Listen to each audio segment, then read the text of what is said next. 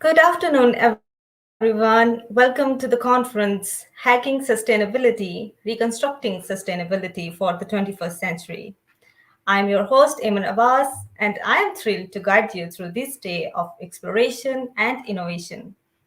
This conference is organized by the students of Erasmus Mundus Joint Masters in Transition, Innovation, and Sustainability Environments and is funded by the Council for the European Studies, Columbia University, New York.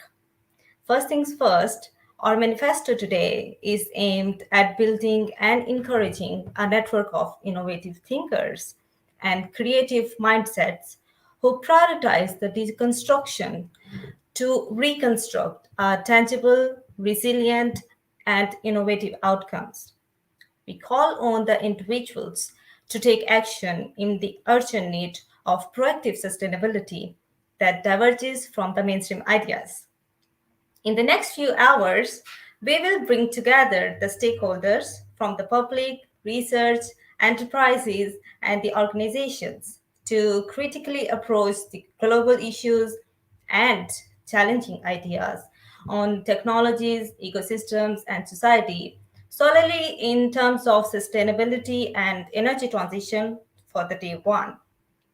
On this note, I would like to extend a warm welcome on behalf of TISE Cohort 2022 to Dr. Liliya Satalkina for the official opening of this conference.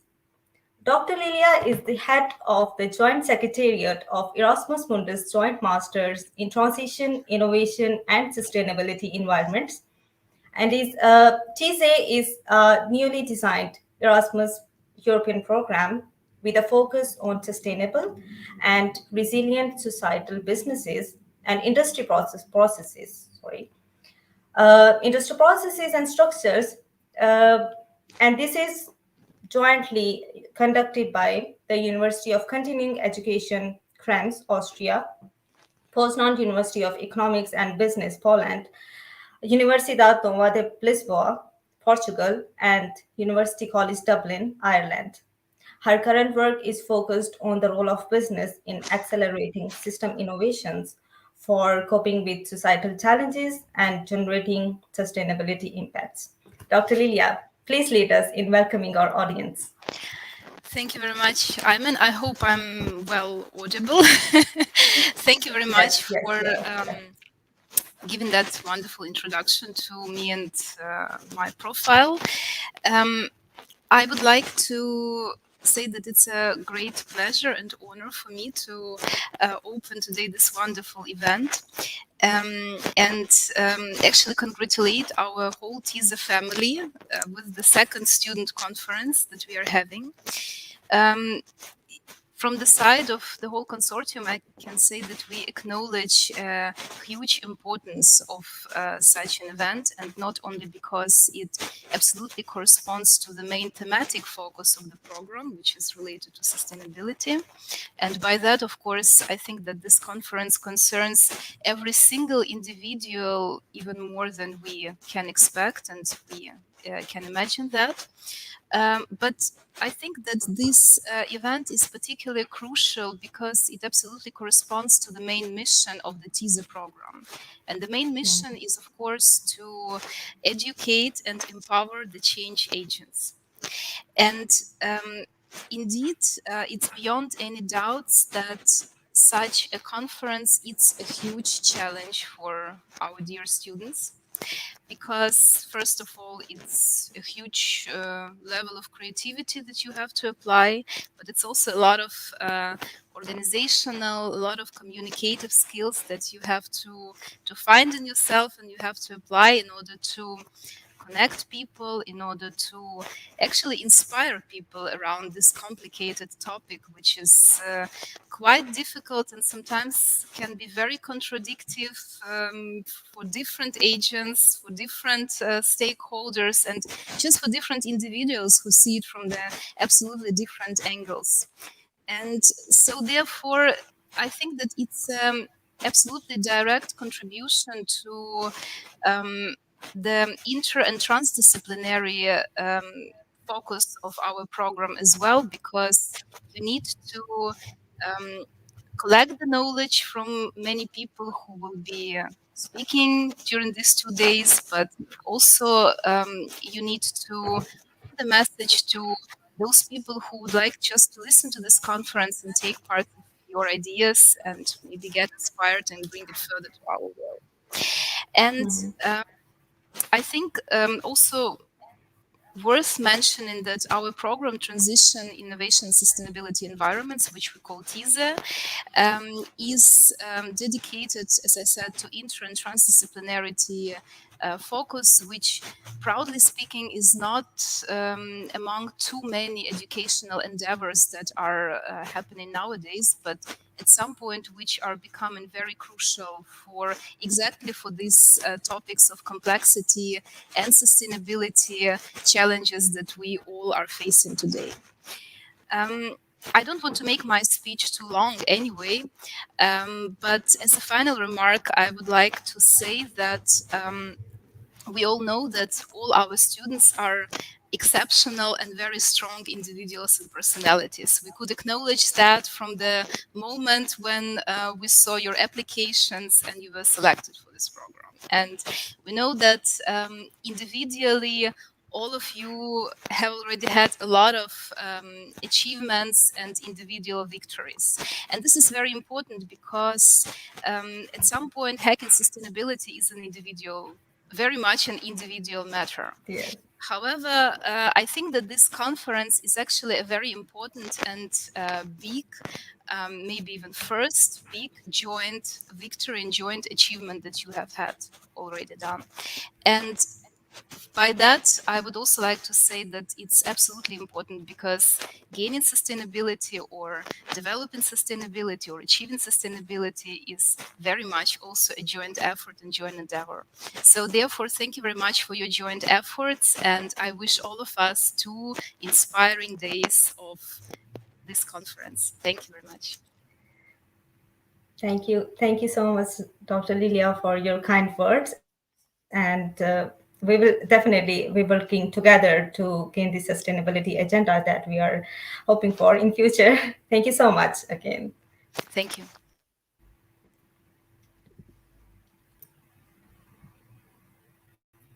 All right. Now, we will start the first panel of this conference by asking ourselves, our speakers, and definitely our audience, you guys, how sustainability needs to be. And this is what our first panel is going to talk about. And this panel is intended to address the concept of sustainability in terms of resources and social inequality to define the main challenges that we face in relation to systematic change that is coming forward in future or that is going in present also. For this, I would like to introduce our moderator, Eleonora, to commence this conversation with our worthy guest of panel one. Eleonora Gonzal Porcel is the founder member of International Relations and the Environment Research Center in Argentina. She is also the Regional Hydroclimatic Program Manager for the Andes of the World Climate Research Program. And third, she is the part of our TISE 2022 cohort. Welcome, Eleonora. This virtual stage is yours. Thank you very much, Amen. Please take away And from thank you very here. much to the audience. Yes. Can you hear me well? Yes, I can. Thank you, Amen. Thank you. And thank you, Liliya, also for that lovely presentation. And thank you very much for the to the audience that is watching us on Facebook and YouTube. And we also have Instagram. Yes. Let me tell you why this event is important right now. One of the reasons is that at this very moment, it is taking place the 78th session of the United Nations General Assembly. And the theme of the debate for this year is rebuilding trust and reigniting global solidarity, accelerating action on the 2030 Agenda and its sustainable development goals towards peace, prosperity, progress and sustainability for all. So, as you were saying, Ayman, asking ourselves today what sustainability should be is more timely than ever, but it also presents a number of challenges. One of them is to start by understanding what we're talking about when we talk about sustainability, from what definition we are studying, to whom or what this definition serve. And who better than our panelists to help us propose a conceptual framework to address during these days of conference some key topics such as energy transition, social innovation, or inclusive governance. So we have an amazing panel just to do that, and I'm delighted to be able to present them. I would like to start by introducing Giovan Battista Tusa. He is a philosopher, a video artist based in Lisbon, where he is currently a researcher in philosophy and ecology at the Universidade Nova de Lisboa, where he coordinates the research program Eccentric Futures. He is also the director of Futures of Philosophy series at Planetary Conversations. And welcome, Jovan Batista. So glad to have you here. Um, we also have Isabel Moreno. Welcome, Isabel. Thank you for being with us today. Welcome. Isabel is joining us from La Paz, Bolivia. She's a earth scientist working at Chacaltaya Global Atmosphere Watching Station of Universidad Mayor de San Andrés, and she's part of the Andex initiative of the US WCRP and part of Ecotambo, a civil association that joins together organic producers and responsible consumers. And we also have Miriam Castillo. Welcome, Miriam.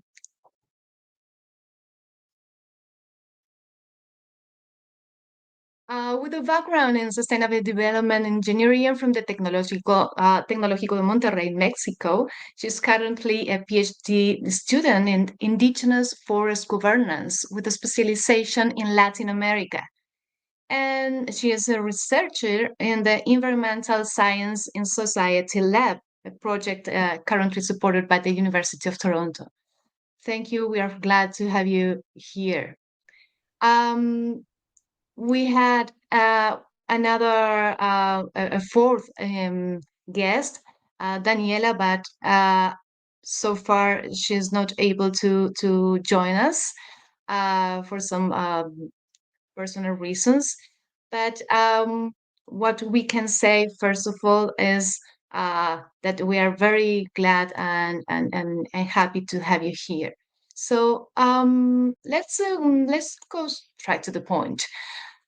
I started by mention this the United Nations meeting that is taking place in this very moment, and also this call to deconstruct, to reconstruct the definition of sustainability. So, if we consider the international accepted definition of sustainable development in its most known shape, that is the Sustainable Development Goals, we see that this concept consists of fulfilling the needs of current generations without compromising the needs of future generations. This when ensuring a balance between economic growth, environmental care, and social well being. So, I would like to ask, maybe I can start with Isabel. Um, you used to work on a paleoclimate at the beginning of your scientific career. You're currently working on present climate and air quality issues.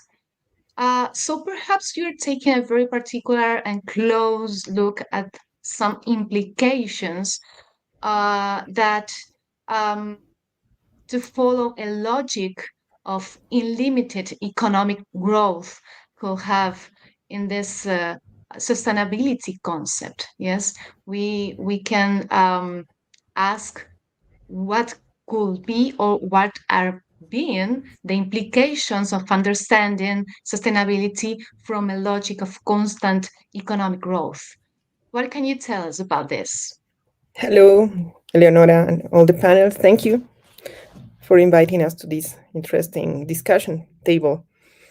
So, well, I worked 10 years already on monitoring current greenhouse gases variables or pollutants, aerosols, either natural or anthropogenic, at this station located in South America. So, first of all, um, when we started, we had no idea what we would find because the global south in general is undersampled um, with regard to the monitoring of the environment, of all the environmental variables that allow us to understand what climate change is doing or not. So after 10 years, we realized that we are following exactly, obviously, the same pattern as the global north. The greenhouse gases emissions are mm, always growing at a steady pace. We see really little reduction in pollution. We see an increase in pollution because we our life here is related also to the global economy system. So, for instance, just to say something, the cars that are not used in other countries would end up here, and here they are more polluting. So maybe in other places, something more nature friendly has been achieved, but all these cars end up here. So, for instance, that's one thing. So we keep consuming either first-hand or second-hand goods. So even if we are not economically growing a lot because of this way of working here, um, we can see that the environmental degradation that it's happening, and we start to see some natural feedbacks triggering.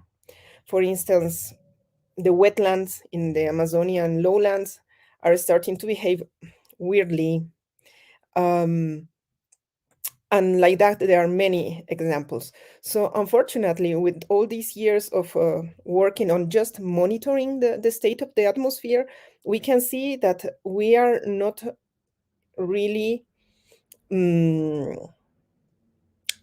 going on a sustainability direction, at least for the environmental um, point of view, which is my specialty. Thank you, Isabel. And Miriam, I would like to go with you. Um, what's your opinion on this? I mean, you're working on indigenous forest governance, and that is a could be a clear field to understand the consequences of this kind of logic and its relation with sustainability. Uh, Also, by linking with what Isabel was saying, the consequences in the environment, and the people on the communities. So, something very visible when approaching indigenous worldviews is understanding how Western environmental perspectives have caused a very clear separation between humanity and what we call nature, right? So, when we do that, when we separate ourselves from the entire planet, we perpetuate a system that exploits nature because we don't think about it as part of us. It's just something merely to exploit. And that's something that sustainability, the real sustainability for the future, has to address. We have to make very deep transformations in our social uh, paradigms, in our way of thinking. And this will have to involve very deep transformation processes of our ways of thinking that includes uh, the way we perceive nature, the way we perceive ourselves, our role in this planet. And we can learn a lot from indigenous communities. Specifically, I study indigenous communities in Latin America, but even I'm talking with my cousins here in the global north, my cousins in Canada, we understand that we have a common logic, which is we are part of Mother Earth. We are not separated. And if we want to pursue a way of thinking that allows us to live in the future and to coexist with everything else that is in this planet, we have to change the current system that dominates Earth, which is capitalism, and the system that justifies exploitation and justifies the violation of human rights, along with the exploitation of rivers and forests for benefiting an economic purpose. And it's not about like deconstructing all, like, or thinking that we cannot have a solid economy. It's not about that. It's thinking about the approach that we are currently uh, doing or sustaining.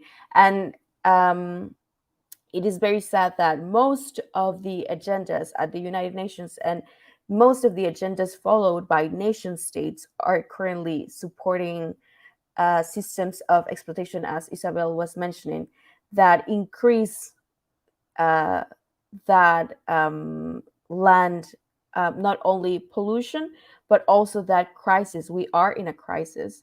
And we have to start rethinking how we can address other ways of living in the world that we have available, so we can construct another type of sustainability.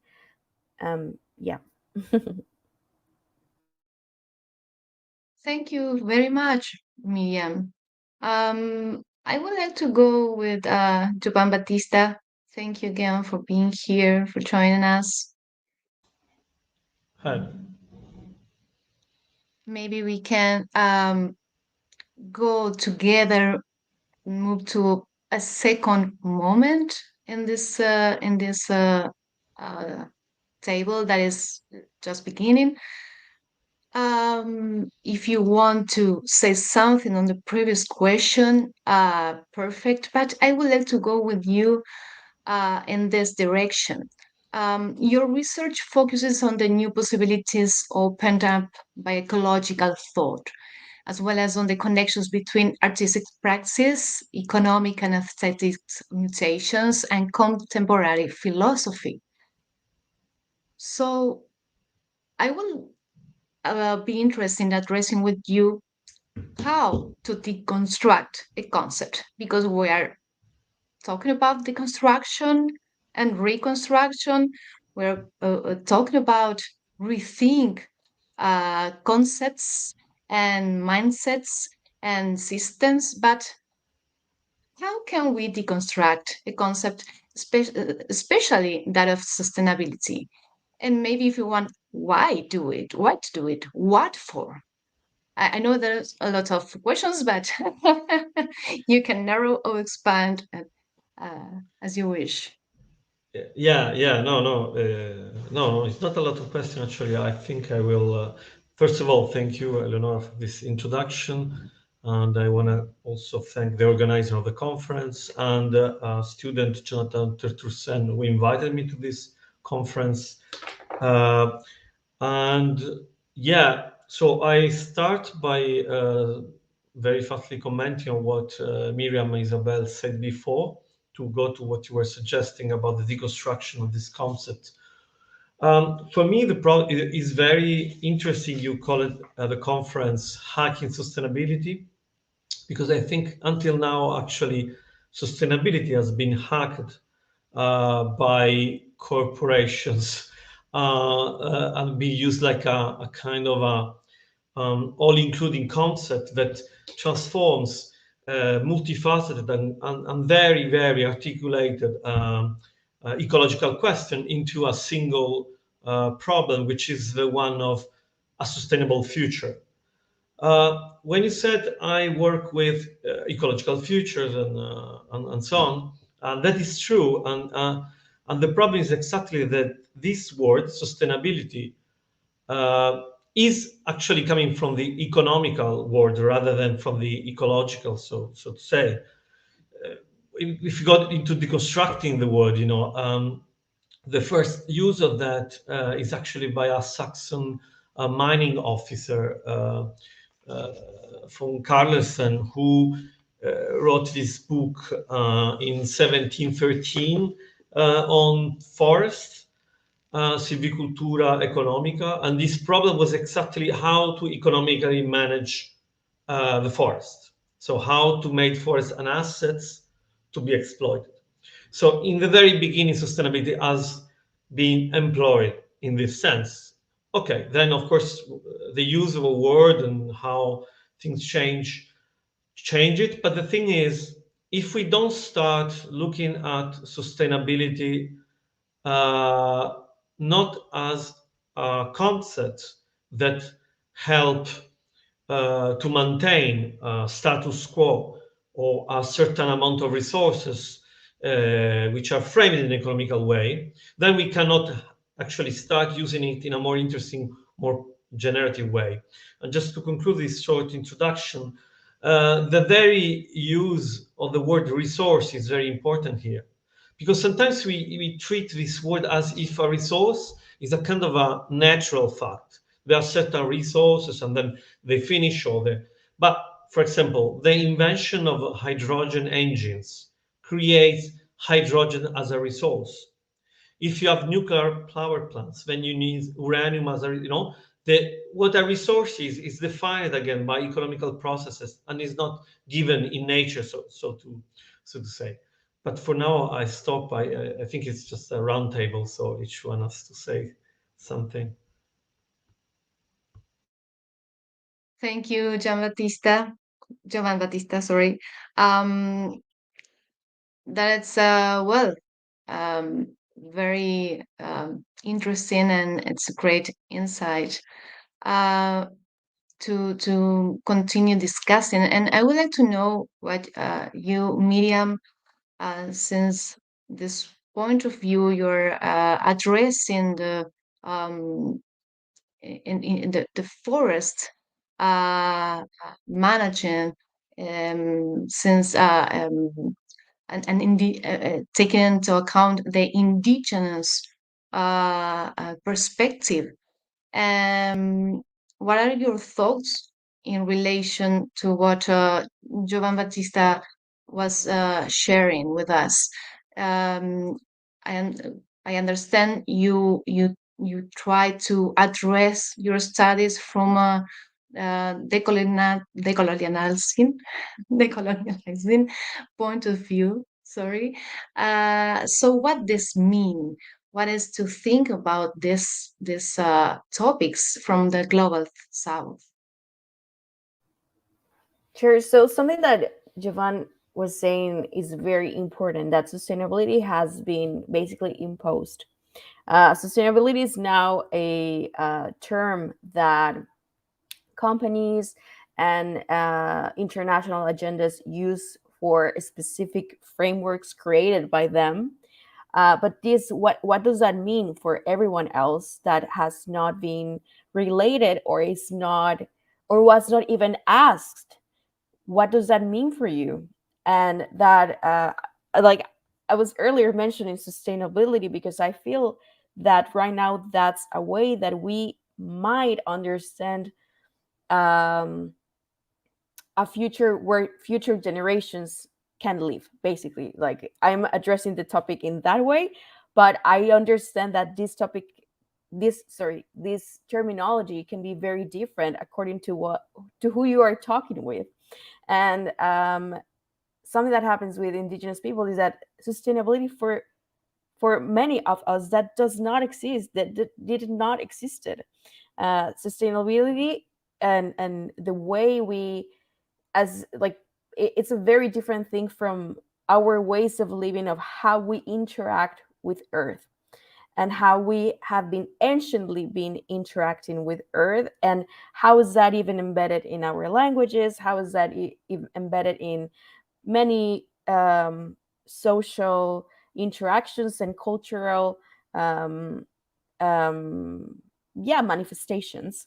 So I think it's very interesting to understand from a decolonial perspective what sustainability means, and for everyone, and asking ourselves, is sustainability something that also asks other people how they want to live in the future?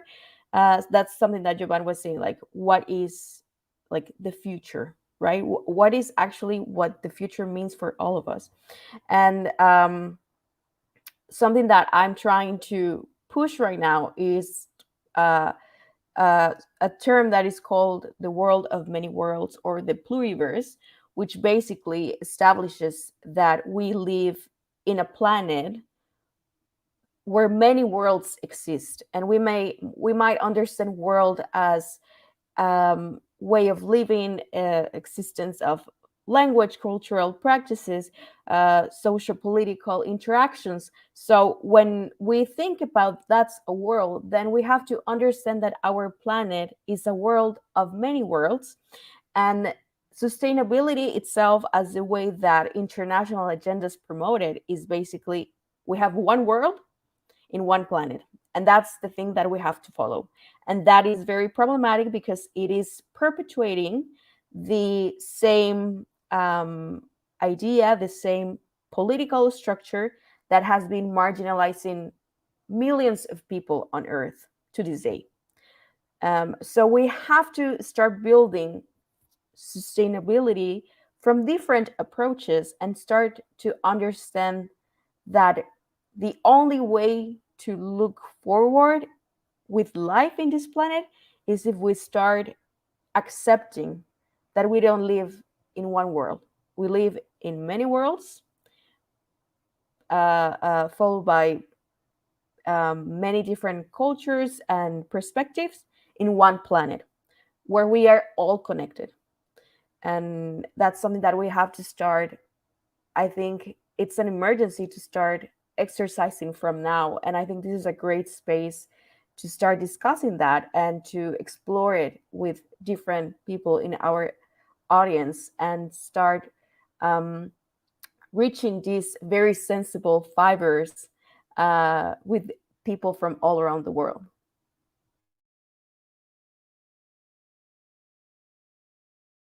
Thank you. Thank you, Miriam, for those words. I would like to listen to Isabel. Um, what comes to your Okay. mind when you hear Jovan Batista and Miriam thoughts? Well, I couldn't agree more indeed.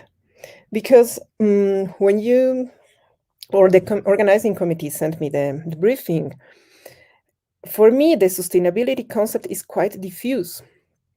And all the complexity that Miriam evoked from our world, from our cities, from our families, from our individual way of being, we are not a single thing. This calls for different approaches depending where we are. So I totally feel, I couldn't hear more. I really feel like what Miriam is saying, because also science needs decolonization. I had the chance to study abroad, um, understand a more Cartesian world than mine. I come from South America. I'm not that Cartesian. I cannot think that's in that square. But it took me a while to reconcile the importance of being super strict, super scientific on some things, following the European scientific method, indeed. And then I needed to reconcile my own way of being as a Latin American. So that is the reason why I joined this grassroots association of producers and consumers, because every day I have to eat. So it's a good way to start joining different points of view.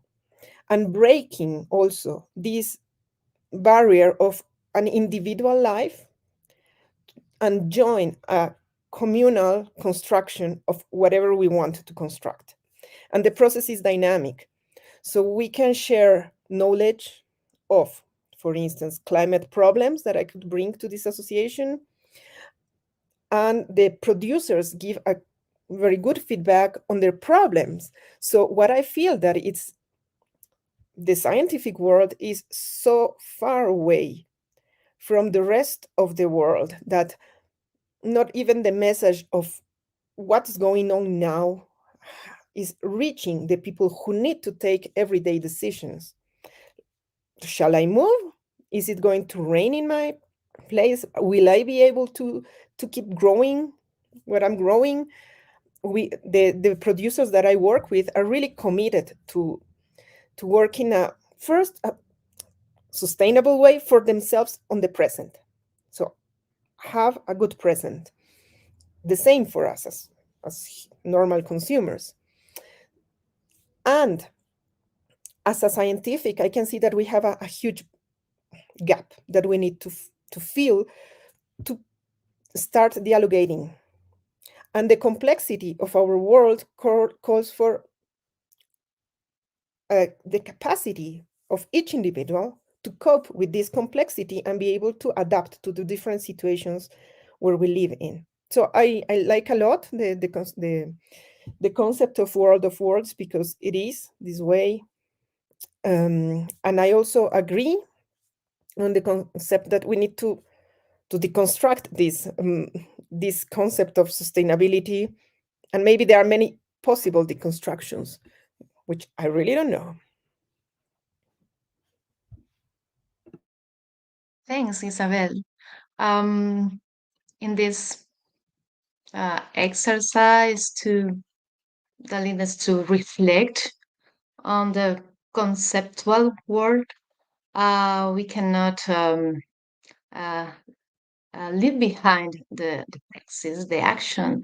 So let's say that we have already discontracted ourselves in this aspect at least, and that we change the focus. And we can think, for example, on the sustainability of life in terms of a process that not only refers to the actual possibility for life to continue in the economic, environmental, social terms, but to the process of creating acceptable living conditions for the whole population. You also here in the panel could take some other perspectives. Yes, we were talking about wars. Yes, like the pluriverso conception, these different ways of think, not not like in resources, as Jovan Batista was saying, but with common goods. Yes, we have in different part of our planetary community different ways to see the world. And in some moments, we used to think and used to act as we have just one way.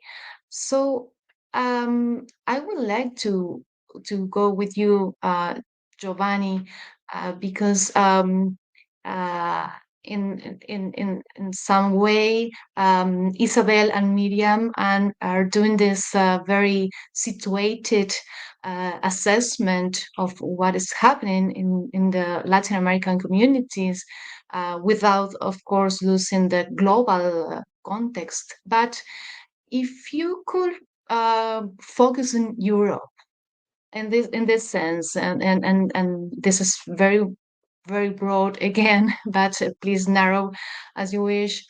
In the current post-pandemic European context, what are the challenges that Europe faces and in deconstructing to reconstruct sustainability, in articulating sustainable living networks? Yeah, I mean,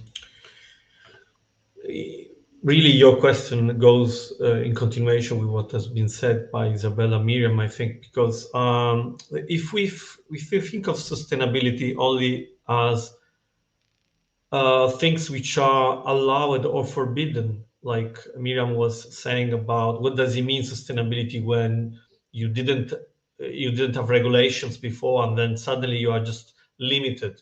And you haven't have a word. So Europe has only one choice, I think, in front of its institution, which is uh, if sustainability is that just preserving what existed and allowing or forbidding something, then of course the life of Europe will be impoverished through time and will be going where it's going into reactionary governments and people worried of becoming poor and middle class losing their power. So, as we were saying, unsustainability for future generations, but even for the present ones.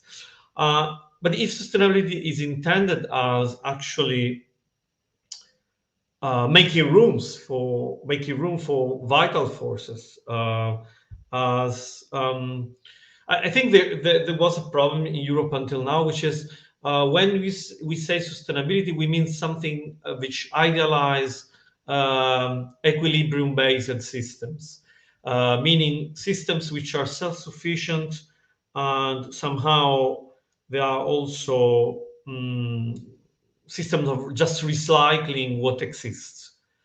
Um, I think actually that sustainability should be more, even in European institutions, a capacity for, again, making room for what is not there yet. But of course, is there as a demand for justice. And that in that there is no difference, I would say, between Europe and the rest of the world, because as you say, nowadays, immediately when you think about something, you immediately have to take action. So I think those concepts should be, even in European institutions, de-neutralized because they have been neutralized, they have been depoliticized, and should be used together with those concepts, justice and social demands and so on. So yeah, I think this is actually very concrete, and I think the same problem that Isabel was pointing out about scientists, that somehow the scientific communities have been neutralizing certain aspects of things, maybe to think it clearer or sharper, I don't know. But I think nowadays we all perceive this is not possible anymore. You cannot do that.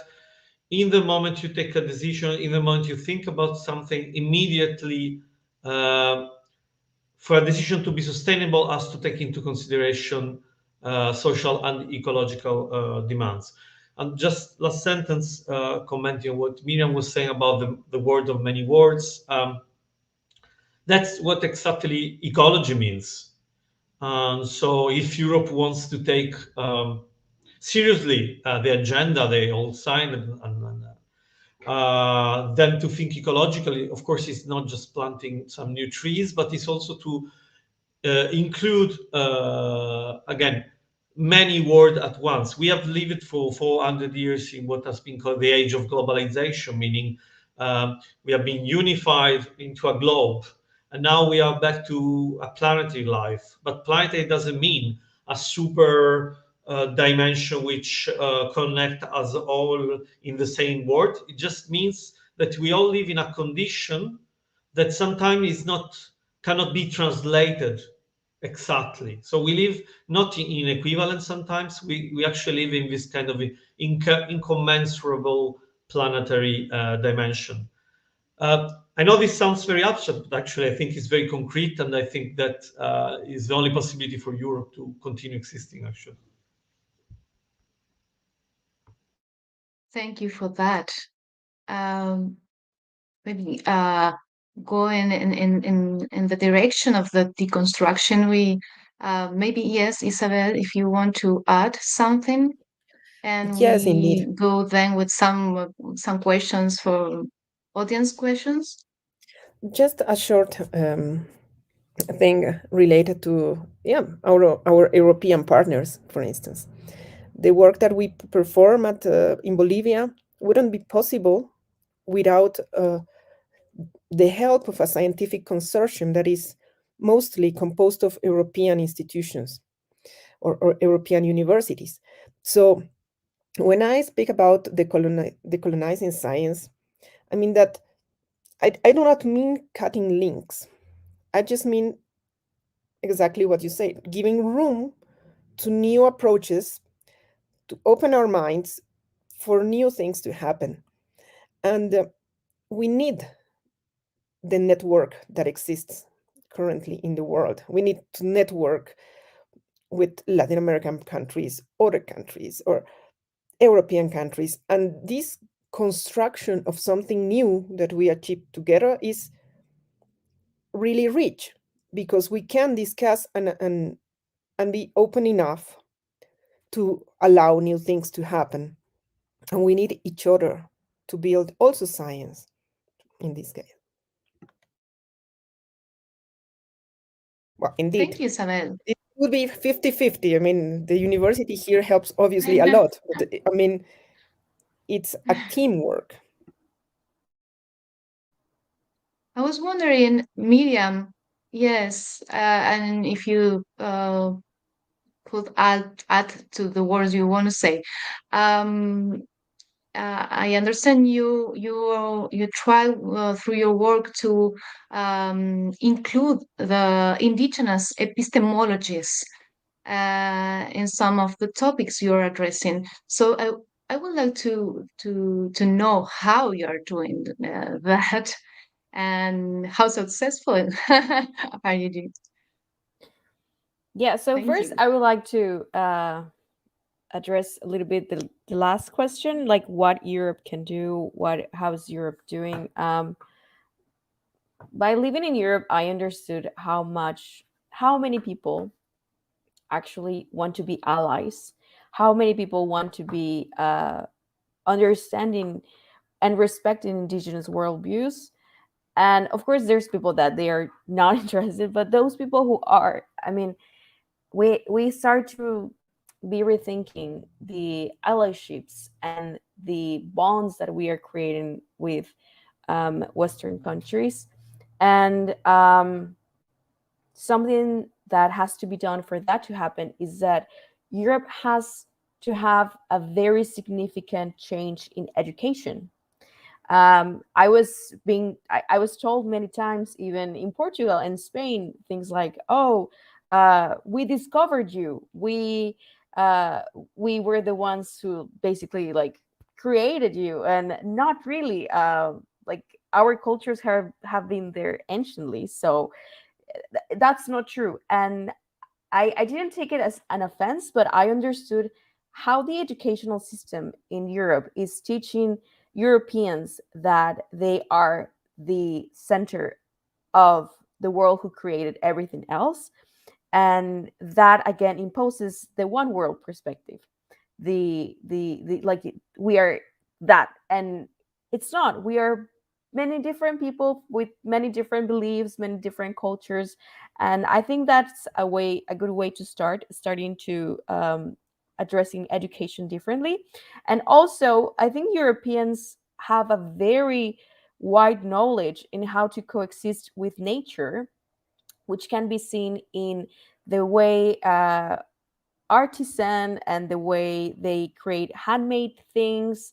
They have been having this knowledge for many centuries, even for cooking delicious food, even for creating pieces of art. Like all this knowledge is there, and I'm sure their grandparents had that, but they are deciding to forgive that now.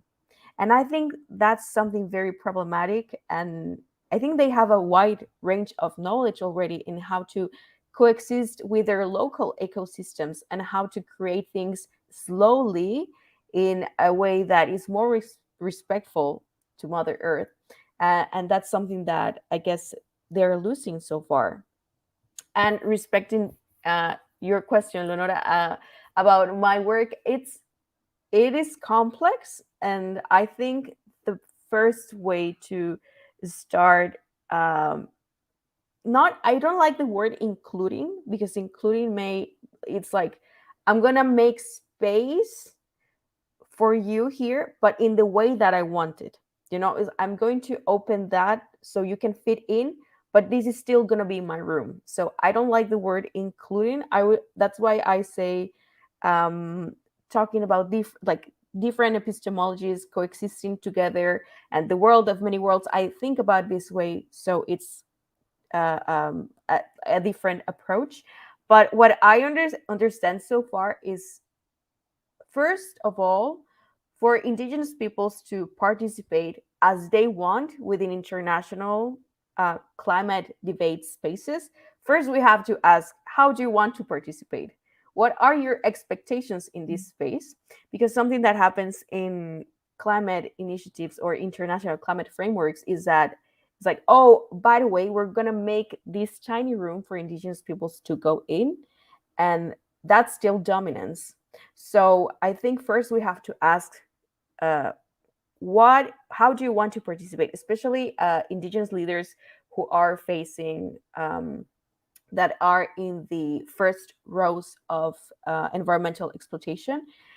We have to ask, like, how would you like your voice to be there, and how can we make that happen? So basically that's my research, and it's going to take still a long process. I'm like trying to understand that more, because I feel like including is like, oh, let's open that space to them. But no, it's not about how, like, for them to have a seat on the table. It's about how they want that table to be. What shape, how's that table gonna be for them? And I think it starts from there, asking. So yeah, thank you for asking. Thank you, Miriam. Before going to our last question, because sadly we have just a few minutes left, I want to go to some audience comments and questions. Um, in relation to Pichikian was asking that in relation to the sustainability reporting criteria is different in each region of world.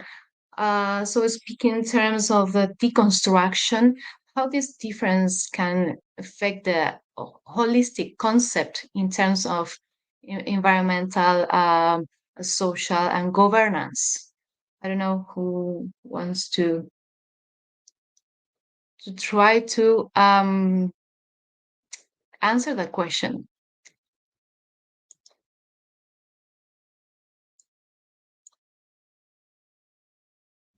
Okay, Isabel. well, it's a complex question, but probably it goes in relationship on precisely the complexity of the world. So for me, many definitions can be possible within a location or within a culture. And then how far this can reach in an holistic way, I mean, growing, will depend on the awareness of where the boundary is. So we can go inside, go smaller holistically, as far as I understand. But to go bigger, we need to join efforts with other communities or people or cultures. So maybe this answers the question. Thank you, Isabel. Maybe we can link that with the Jova's question regarding the sustainable development goals. And his question, he wants to know what you think about these objectives, these goals, and if this is still valuable, it is still a valuable objective to achieve sustainability. I think it's an interesting question. I don't know if some of you want to answer in this very moment that we are discussing this. Uh, in New York, it's being discussing this. Yeah, Miriam, please. Yeah, so that's a good question. The sustainable development goals are uh like guidelines to achieve sustainability that the nation states signed. However, there's a wide research understanding that if a country would like to apply them all, they would contradict between them, because some of them speak about economic development and some clean oceans. Like, if a country right now would like to do that with the technology that we have available so far, with the social political structures that that agenda implies, those objectives would be contradictory with each other. So I think um, for some communities, they might like support their work, their guidelines for respect of human rights and like responsible environmental management. So they could be guidelines to like to improve the quality of life of communities that would like to pursue those goals. But I think like overall, like talking about the concept of sustainability that we are thinking right now, uh, I don't think the sustainable development goals are just like the ideal thing, because I was, as we were saying, like what is that, what is the ideal thing for everyone, what is the thing that we all have to pursue. And the fact that nation states, many nation states signed that, that doesn't mean that many communities did. So the ones that signed that were leaders, very specific leaders of specific nation states. So, but that doesn't mean that we all kind of agree with that.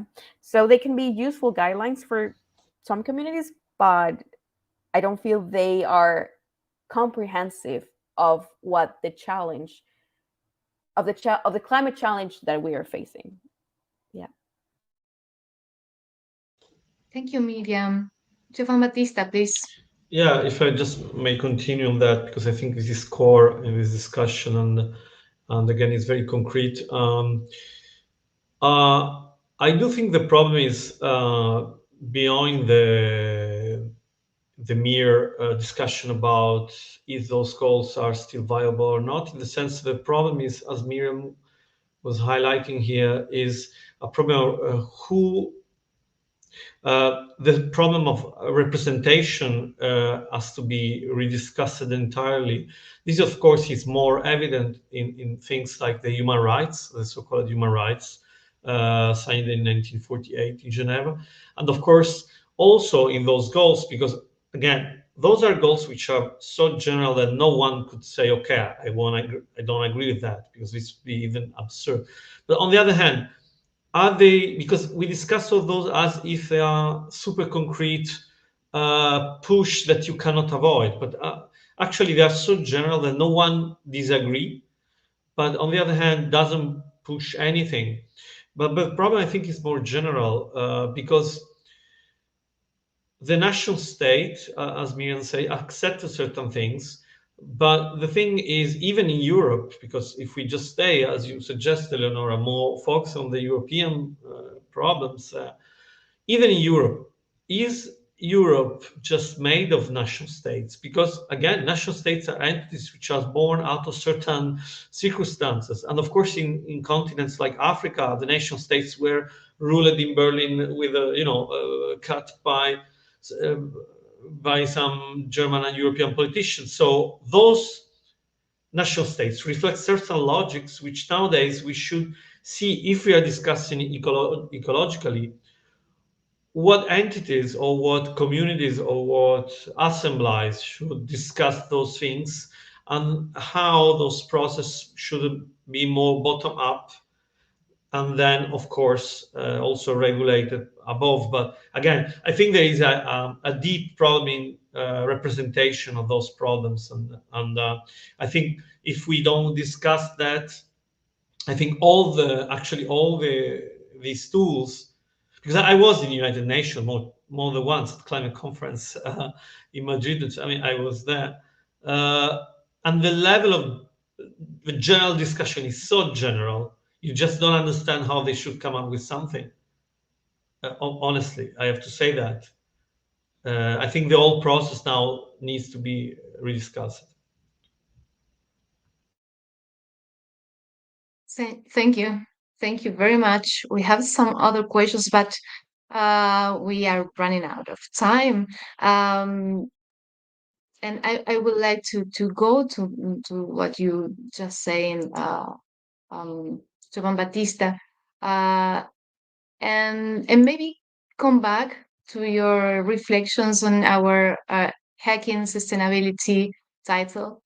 Um, when we discussed this concept, we went through this definition, like understanding the hacking as the questioning of the status quo, as the commitment to the expansion of the present and the possible futures. So this is the way to understand, to and maybe to if you say that the institutions, the system itself had hacking have hacked sustainability, maybe we could say that we can and maybe we must uh, hack it again. Yes, through and we think that this deconstruction to think on a possible reconstruction and rebuilding is one of these ways, but also not just conceptually talking in this abstract world of ideas, but in the concrete universality. Uh, um, so in this point, we will really want to know um, how can we go from the concept to the action? Yes, from the conceptual to the praxis. So I would like to ask you, uh, and maybe you, while you say goodbye to the audience, you can share with us a project you are involved or in or you know about, which is materializing this hacking of sustainability as we know it today. uh, if you want, Isabel, to start. Well, one project that helps on this definitely is the monitoring station of the Global Atmosphere Watch, where I work in Chacartaya. Probably you'll see the webpage at one point. It's important because it allows us to see what's going on. We so that's one important thing, and then the other one is this grassroots association, which is the Ecotambo, because it's building things little by little on the present on a time scale that fits our daily living. So there are two different time scales that are addressed with what I do. So thank you. Thank you, Isabel. Miriam. I think I could mention the work within the lab that I'm in the University of Toronto. Um, the Environmental Science in Society lab intends to develop knowledge in how to co-create knowledge with other communities, indigenous peoples.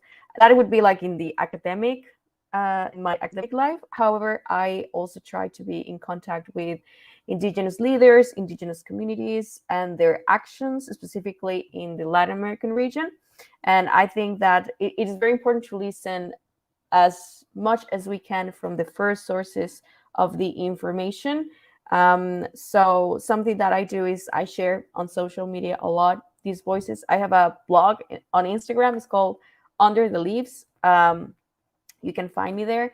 And basically, in this project, I try to share as much as I can from the people who are facing the climate crisis on the first rows, and that they are also very sadly being threatened by different actors across the Latin American region. So I think that's something that I'm push right now. Thank you very much. Thank you very much, Miriam.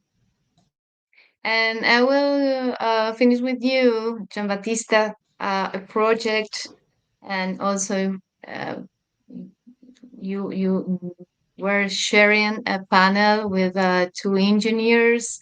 Uh, um, Daniela, she couldn't be here, but she's an engineer also. And you are the philosopher here. So if you want to say something in relation to uh, why we should have a philosophical approach to this to these topics, and how this philosophical approach can materialize this hacking of sustainability.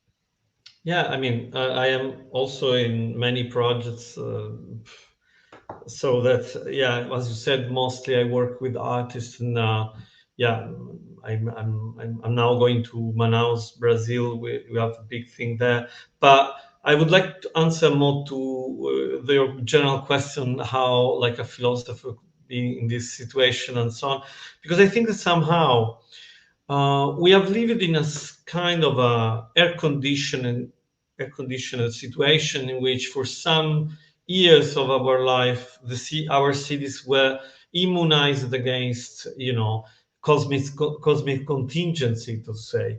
But suddenly, through the so-called climate change and the pandemics, it's as if this different dimension returned into these air-conditioned spaces. And so I think now the more a philosophy can be a way of dealing with this very strange uh, dimension that for most of the people, even for the institution, it's just a kind of a disturbing return of those cosmic dimension into our urban and political life.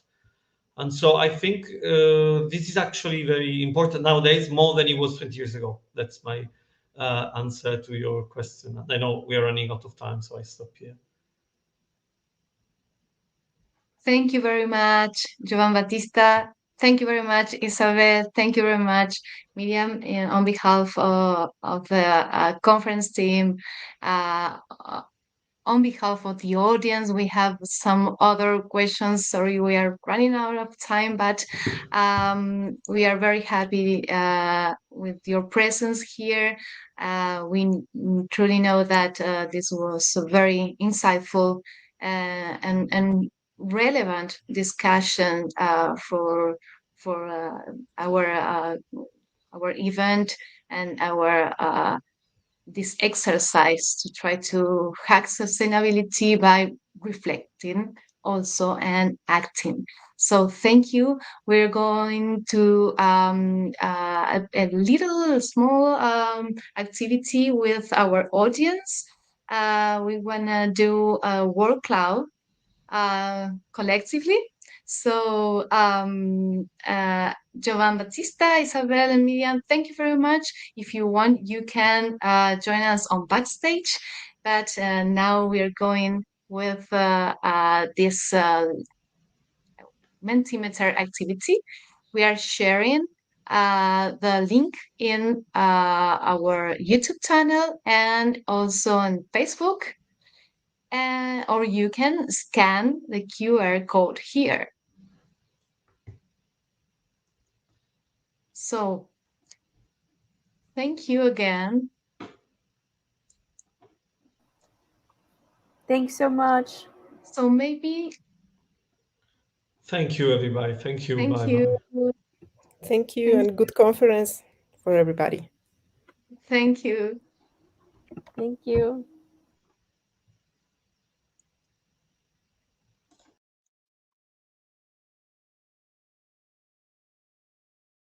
So maybe we can share our screen with the first words that are coming. Um, what we want is to yes, the idea is that you put in this word cloud some concepts, some keywords that you can take from this first panel. Great. So far we have sustainability, ESG, cosmic dimension, indigenous, stable, problems, decolonize, mother nature, multiple worlds, ecology, decolonize, corporations. CDJ, the CDJ is not good. Okay, we have a lot of responses. So please, we ask you to join us in our website and to sign in for receiving our newsletter, the one we are going to send just before this conference. And we're going to share these word clouds in our newsletter. So in this first table, we went through the an initial and the most internationally accepted concept of sustainability, and we try to explore the possibilities of deconstruct this concept to start to think how to reconstruct sustainability, taking into account these various words, these different approaches from philosophy, from science, from organizations, from the indigenous perspectives. And we finished with some examples, some models of projects that are trying to take this concept, deconstruct it, and put it in some action. So thank you very much for joining us this afternoon, this morning, and some other places in the world. I will invite Eamon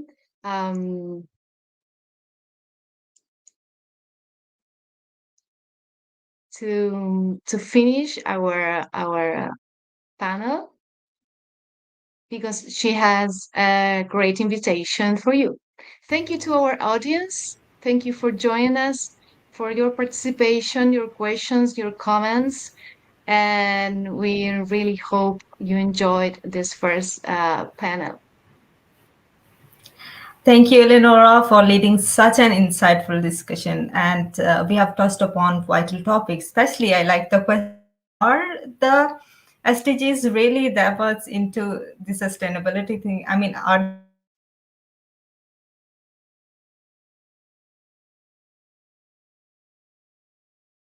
future? And I'm sure our audience is buzzing with ideas with our Mentimeter and on our YouTube comments. Thank you so much again. Yes, but before we move on, it's time for a short break. Please take this opportunity to stretch your legs, grab a cup of coffee, and maybe network with your fellow attendees. And we will reconvene shortly with a new panel, new topic, and new group of experts. Thank you.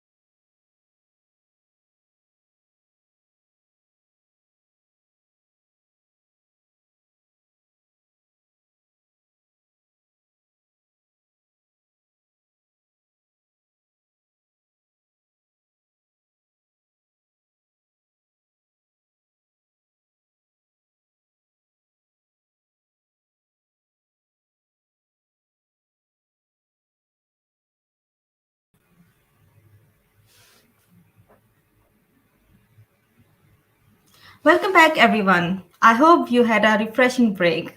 Now, let's continue our journey with our second panel, that is the global energy transition. This panel is going to explore a topic that is at the heart of sustainability. As we delve into this, let's remember the words of Albert Einstein. He said, "We cannot solve problems by using the same kind of thinking that we used when we created that problem." Going on the same thinking, the global energy transition calls for the innovative thinking and bold actions. With this note, let me introduce Ashish Maheshwari, who will be leading this discussion. Ashish is an energy enthusiast. He is committed to promoting a cleaner and a greener environment through the integration of sustainable energy solutions. Ashish, please lead us through this exciting panel.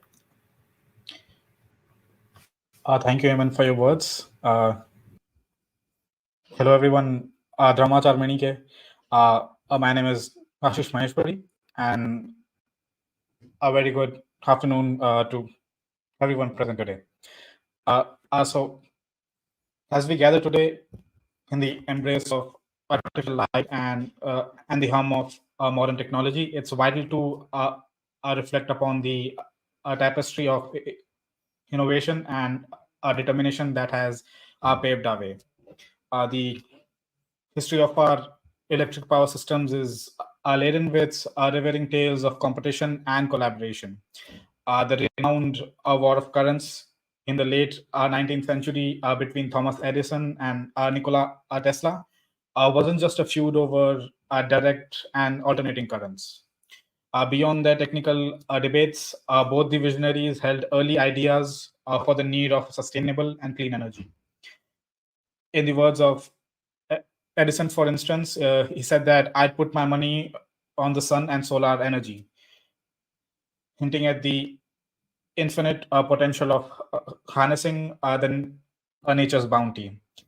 Tesla, with his dreams of a wireless transmission of energy, envisaged a world powered by natural forces.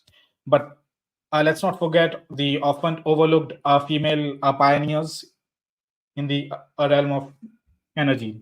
Uh, Hertha Merckx Arton, an award-winning British engineer, a mathematician, and a physicist, made significant contributions to the understanding of electric arcs and the ripples in sand and water. And later in history, the likes of Katherine Johnson, the mathematician who calculated the trajectory for the first American in space, showcase the invaluable contribution of women in the energy and space sectors. Over the history, each transition has witnessed the likes of Watts, Drake's, Edison's, Tesla's, Artons, and Johnsons. These mavericks who challenged the norms and dreamt of the impossible and as their legacies in time. And today, as we stand in the cusp of another significant transition, one that promises sustainability, inclusivity, and ecological balance. It's essential for us to learn from our past. The stories of these visionaries teach us that the energy transition is not just about the shift in power resources. They are about the clash of ideas, the courage to challenge the status quo, and the vision to foresee a future that many can't imagine. And with this distinguished a panel before us, representing a spectrum of thinkers and innovators, we are set to dive into the nuances of our contemporary energy dialogue. That diverse backgrounds from research to activism and from a cooperation to grassroots movements. I promise a rich discussion on the future of energy. Welcome everyone to the Global Energy Transition panel of the Hacking Sustainability Conference. So our first speaker for today is Parjita Banerjee. and she's a senior researcher in the German Institute of Development and Sustainability. Her research explores what the global energy transition means to the socio-economically vulnerable people in both the global south, north, and the south. And she has extensively written on topics like energy transition, energy justice, and the sustainable development goals. Our second speaker today is Asmita Vikrams Singh. She's a engineer and a management postgrad by education, and people or a finance manager at a corporate bank. And she's currently pursuing a chrono regressive trends that shape the socio-cultural geopolitical envelope that we are living in today. Our third speaker is Shaneen Eden, and he's a activist of Climashimo, a grassroots climate justice collective in Portugal, and he's originally from Izmir, Turkey, and he holds a PhD in mathematics. He has been a climate activist since 2007, when he launched an ecologist group in his university in Istanbul. Uh, uh, Later, he migrated to Portugal, where he participated in the creation of Climashimo in 2015. He's an active in campaigns on just a transition and against fossil fuel projects, as well as in the international networks for climate justice. Our third speaker today is Tatiana Rova Avendaño, and she has a master's in Latin American studies from UASB in Quito, and she's a PhD candidate from Sedla University of Amsterdam. She's a part of Senset Agua Viva Colombia and the Southern Eco-Social Pact. She participates in the Energy and Equity magazine by the Latin American organizations and the Political Ecology magazine. As an activist, she has participated in networks such as Oil Watch, the Colombia Free of Fracking Alliance, and the Social Mining, Energy, and Environmental Roundtable for Peace. So, thank you everyone for joining in, and yeah, hope you all are having a really good day. So, moving on to our first question today. So, let's get introduced with the topic first. And to talk about the energy transmission phenomena, we must also consider its relation with the environmental impact, the technological maturity, and the exploitation and political decisions, as well as the social conditions and the market. So, Aparjita, what are, in your opinion, the key issues that we must take into account to begin to understand the energy transition? Okay, thank you very much. Can you hear me? Yeah. Yeah, we can hear you. So it's always a pleasure to talk to students, especially because they are like our future. They are our future policymakers,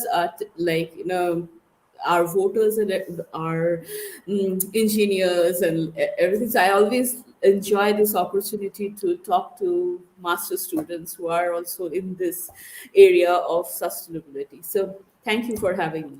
So your question is like, what are the key issues when do we talk about when we talk about energy transition? So there are lots of issues, and like, we can't cover all those issues, but generally if you see, there are few issues. Is one is that we have a massive coal industry and an oil and gas industry, which is from since the industrial revolution, it has been weaved into our political system, and we are now trying to kind of cut that weave and be independent of it. So it's a big problem, it's a big elephant in the room.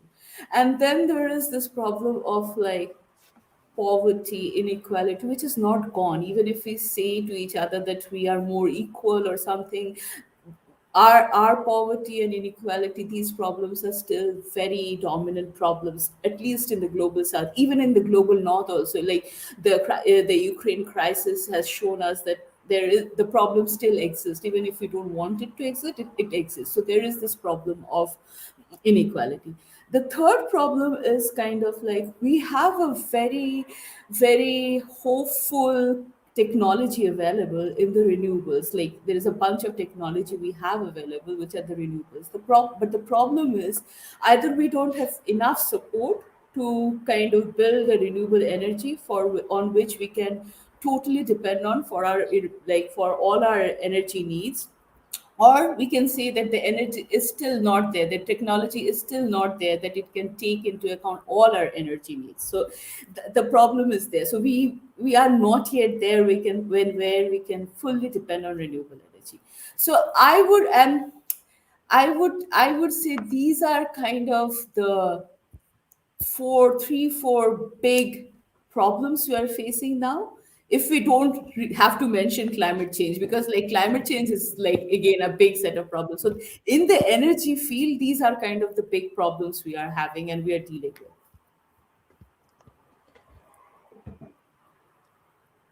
with. Thank you for your point. And missing, how would you describe your opinion for this context?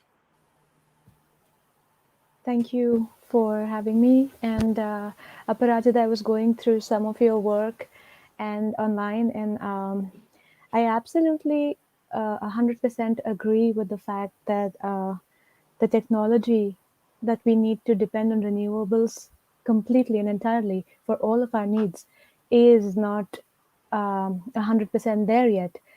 Apart from that, all of the other issues that you mentioned are very, very relevant in the contemporary context, and I couldn't agree more.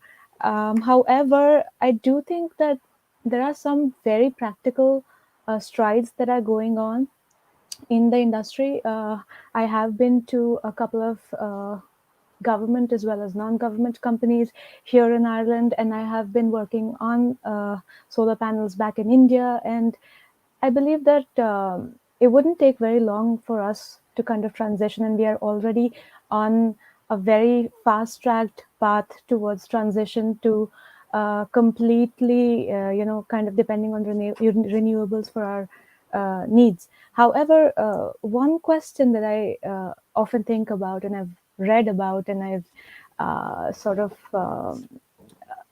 come to ends with is how far do we completely want to depend on renewables, and how far do regulatory authorities want to depend on renewables?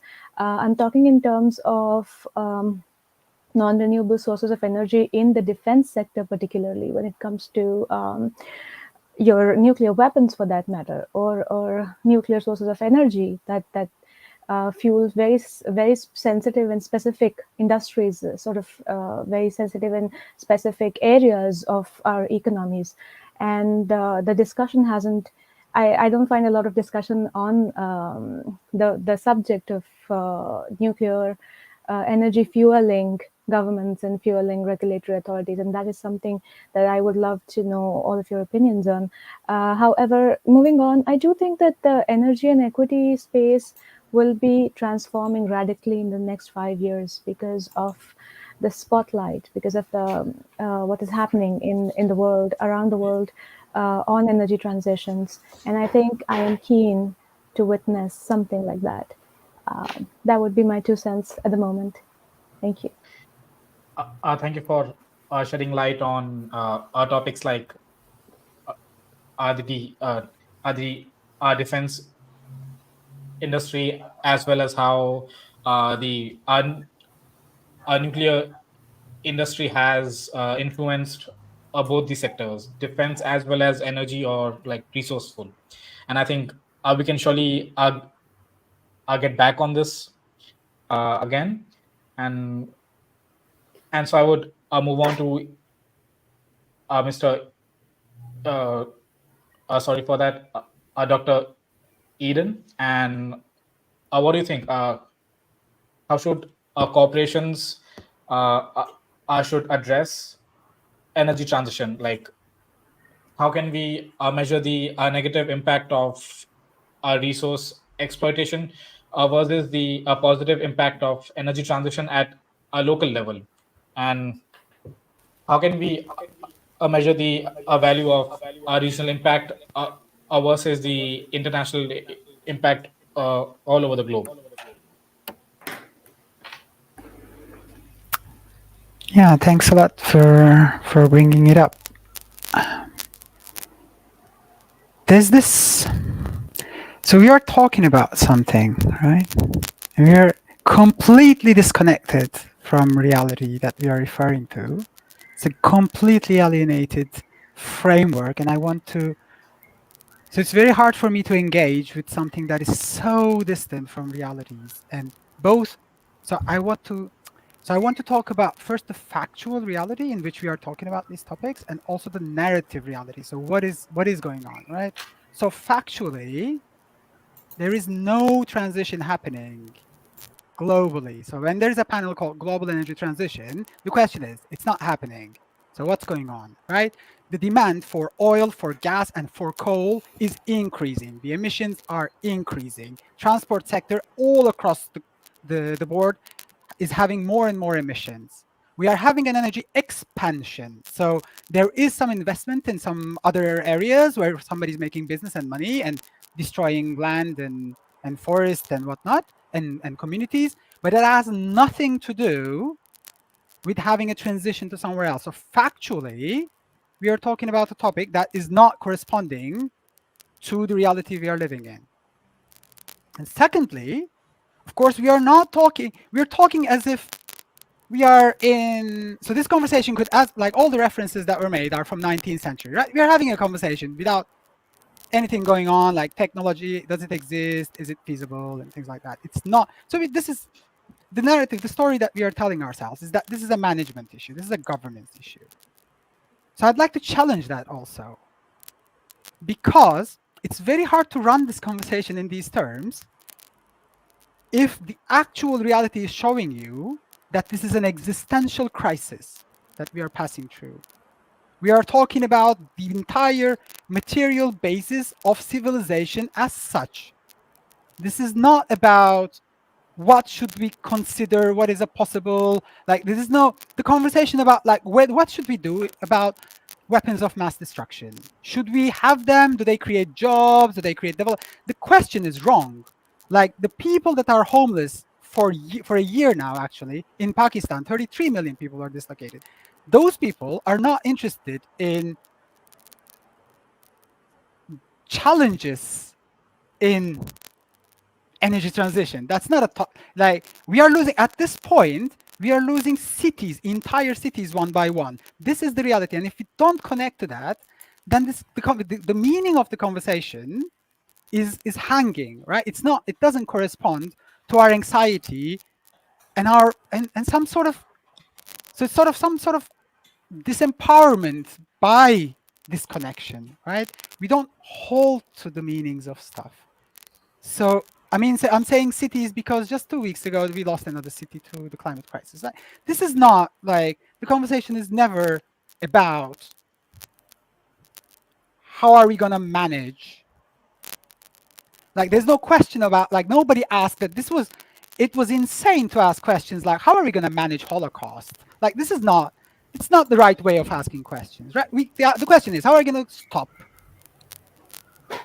concentration camps? How are we going to stop that? So that's the question we want to ask. At this point, governments and companies are sending all of us into gas chambers, except the gas this time is called CO2, it's called methane, it's called whatever. and the chambers is the entire planet at this point. Like, I know friends who lost house in Portugal. This is not very far. I'm not even talking about Turkey, where mismanagement is the norm. In Portugal, I have friends who lost their houses in 2017 and still don't have a house. Their houses were burned down, and their neighbors were roasted inside their cars. This is the reality that I'm talking about. So if we disconnect the conversation from there, then it's really interesting bubble that is completely insulated from actual things that are going on, right? So I think this is the key issue to take into account when we talk about global energy transition that doesn't exist. And this is the issue that we refer to when we talk about fossil fuel technologies and whatnot, right? It's about a global crime scene, and there's nothing to manage with the criminals. This is not my framework. Thanks a lot. Thank you for your points. And Ms.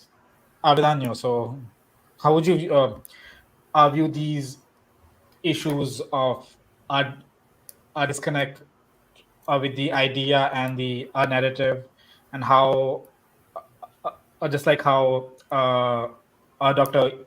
Eden mentioned of the weapons of mass destruction, as well as how we are being put into this kind of a concentration camp, or like a chamber of methane and CO2. Like, and how would you view that from a perspective of local or international impact? Hi, thank you for the invitation and nice to share with you. And I would like to say the major dilemma confronting the advance of the energy transition goes beyond simple changing the energy source or, as mentioned above, faith in the technology. Moreover, the current hegemonic social and economic system continues to consume more and more energy. And we are really in a real energy expansion, not in a energy transition.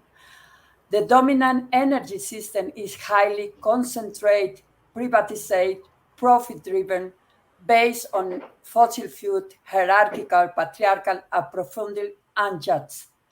The real challenge lies in addressing each of the issues to envision an energy system that is a truly just, both of workers, the communities where energy projects are development, and social as a whole. From our perspective, a cultural shift is necessary to transform our relation with energy and nature, to abandon wastefulness and excessive energy consumption. This means redefine everything we currently consider as natural: our cities, our economy, our mobility, the agri-food system, urban planning, and many other things.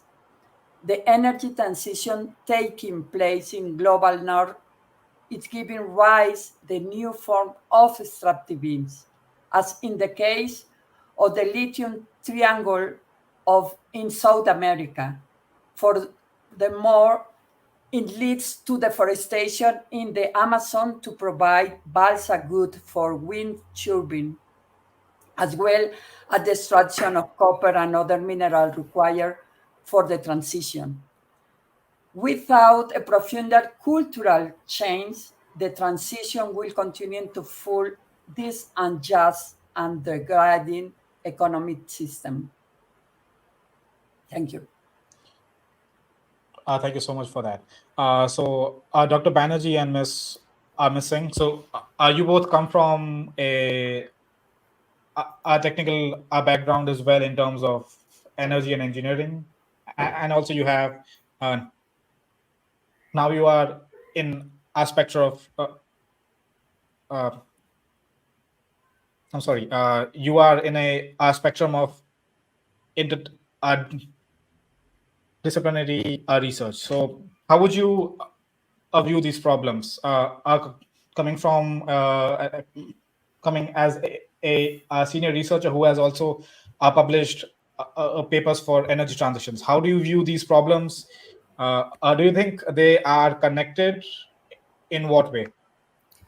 Um, Thank you so much. So, I I am a social scientist, so I'm not an engineer in my background, but I have worked a lot with engineers, and I kind of understand their language. So kind of like I can understand their challenges as well, because we cannot come to a solution by saying that we wouldn't talk to some part of the society, or we will not talk, somebody is cheating us or somebody is cruel to others. We can't come to solution in that. We have to come sit together, and because the challenge is so huge that we have to come together. The more we say this, more we use an approach where this person is not invited on the table, the more we are taking time to kind of like, getting at our solution. So that will be my beginning point.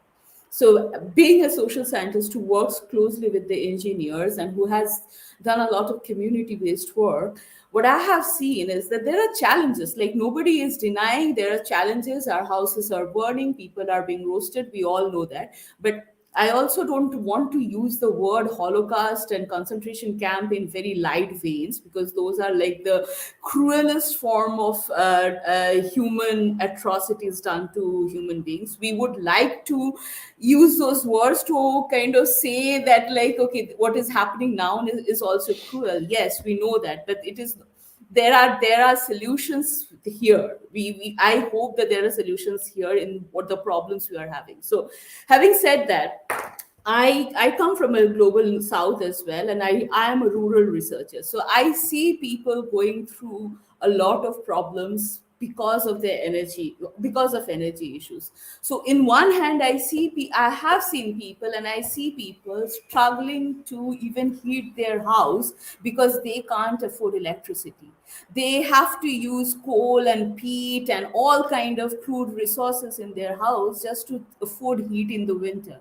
So I see those people. I also see those people who actually go and say that I don't want a wind turbine in front of my house. I don't want my community to be affected daily by the noise of a wind turbine. I hear those people as well. I see people in Mexico who can't even cook 3 meals a day because they cannot afford electricity or natural gas to burn their cook stoves and cook food as they want. So they go and collect wood.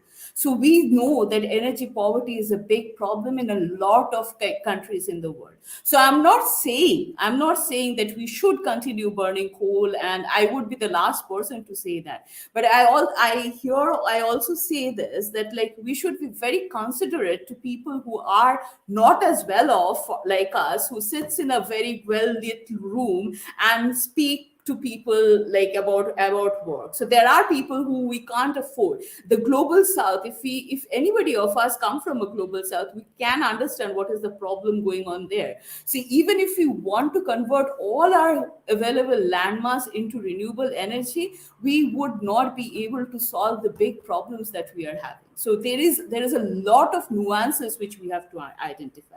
So that is what I would put into this conversation. Thank you.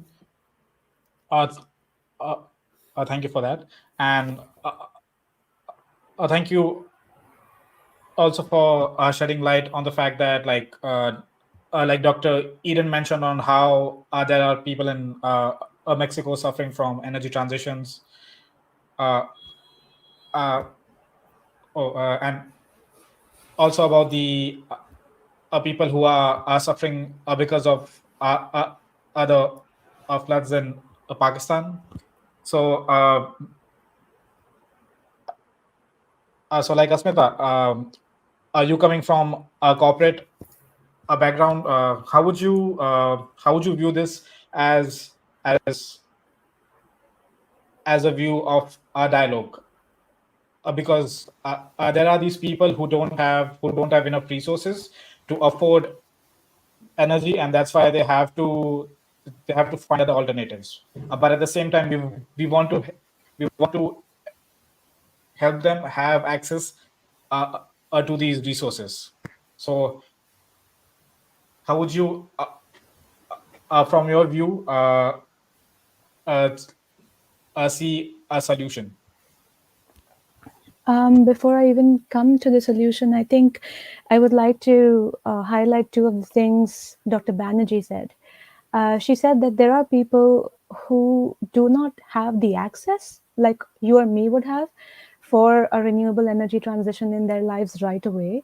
And there are people who, and industries and countries that do not have the same privilege that everybody else in the global north has in order to act on a certain scale when it comes to an energy transition. For me, a family in a rural area, because I've worked in a rural area, I've worked with indigenous peoples, and the access to renewables is definitely something that governs whether or not those families, those people, those countries, those areas will ever be able to transition into what the global north, or at the speed of the global north, will will ever be possible for those people.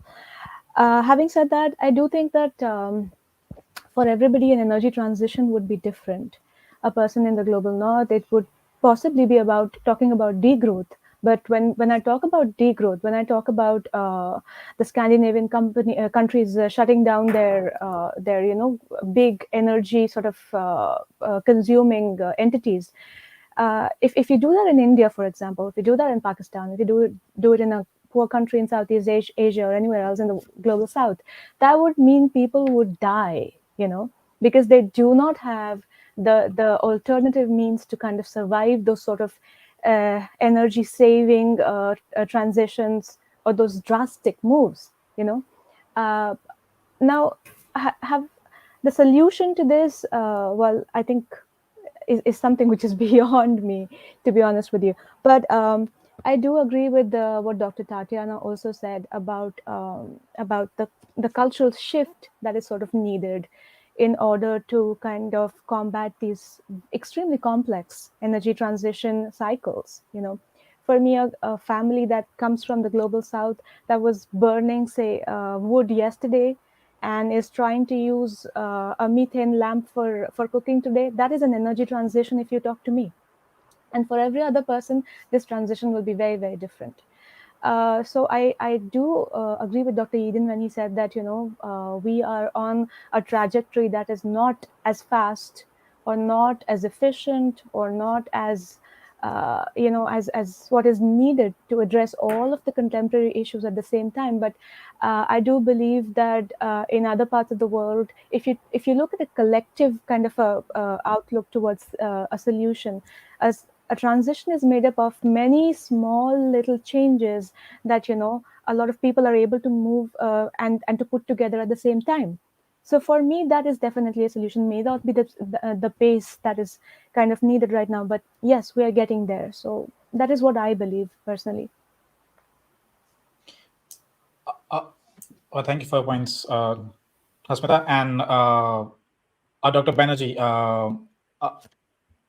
Pardon my mix-up, and thank you for bringing up the point of where there are people in Mexico who are not able to have access to the energy. I accidentally mixed that up with Dr. Eden. Sorry for that. So yeah, coming back to our second chapter today. So now we will be discussing the role of fossil fuel technologies for a sustainable transition. And energy transition implies a continuous shift of energy technologies in a sustainable way. Using the current tools available, can the utilization of fossil fuel technology assist a sustainable transition? Ms.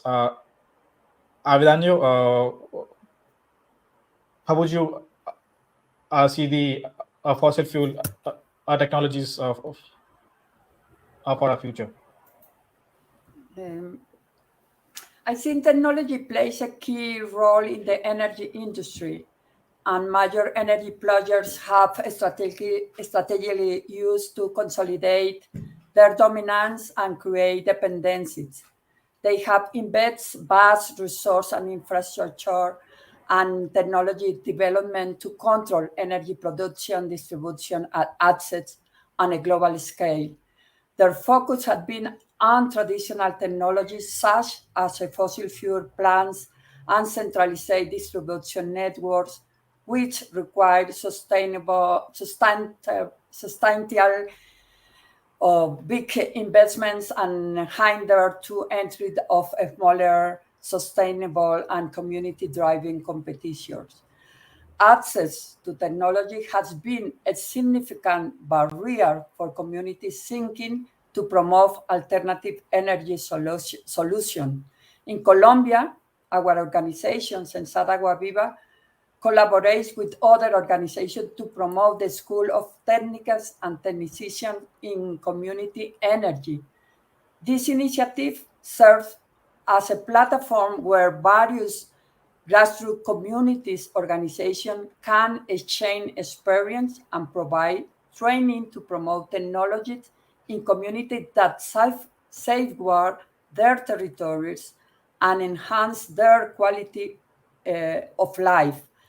Within this context, knowledge sharing has include photovoltaic energy, biodigester, solar energy, and efficient stove. Additionally, there are another successful communities experiencing in Colombia, in Ecuador, and Guatemala, where communities have used hydro energy to build their own micropower plants and generate energy for their own consumption. The hegemonic technology is concentrate, is a form to dominate people. And when people learn about technology, when people can drive the technology, broke this barrier, this power of the companies.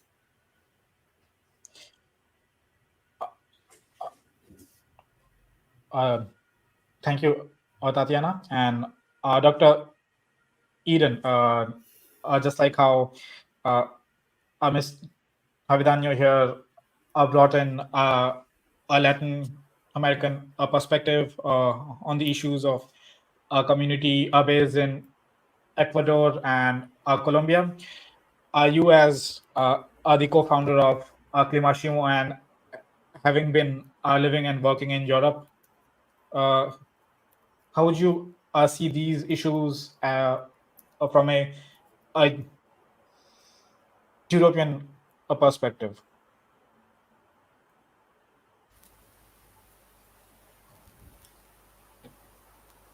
So, I mean,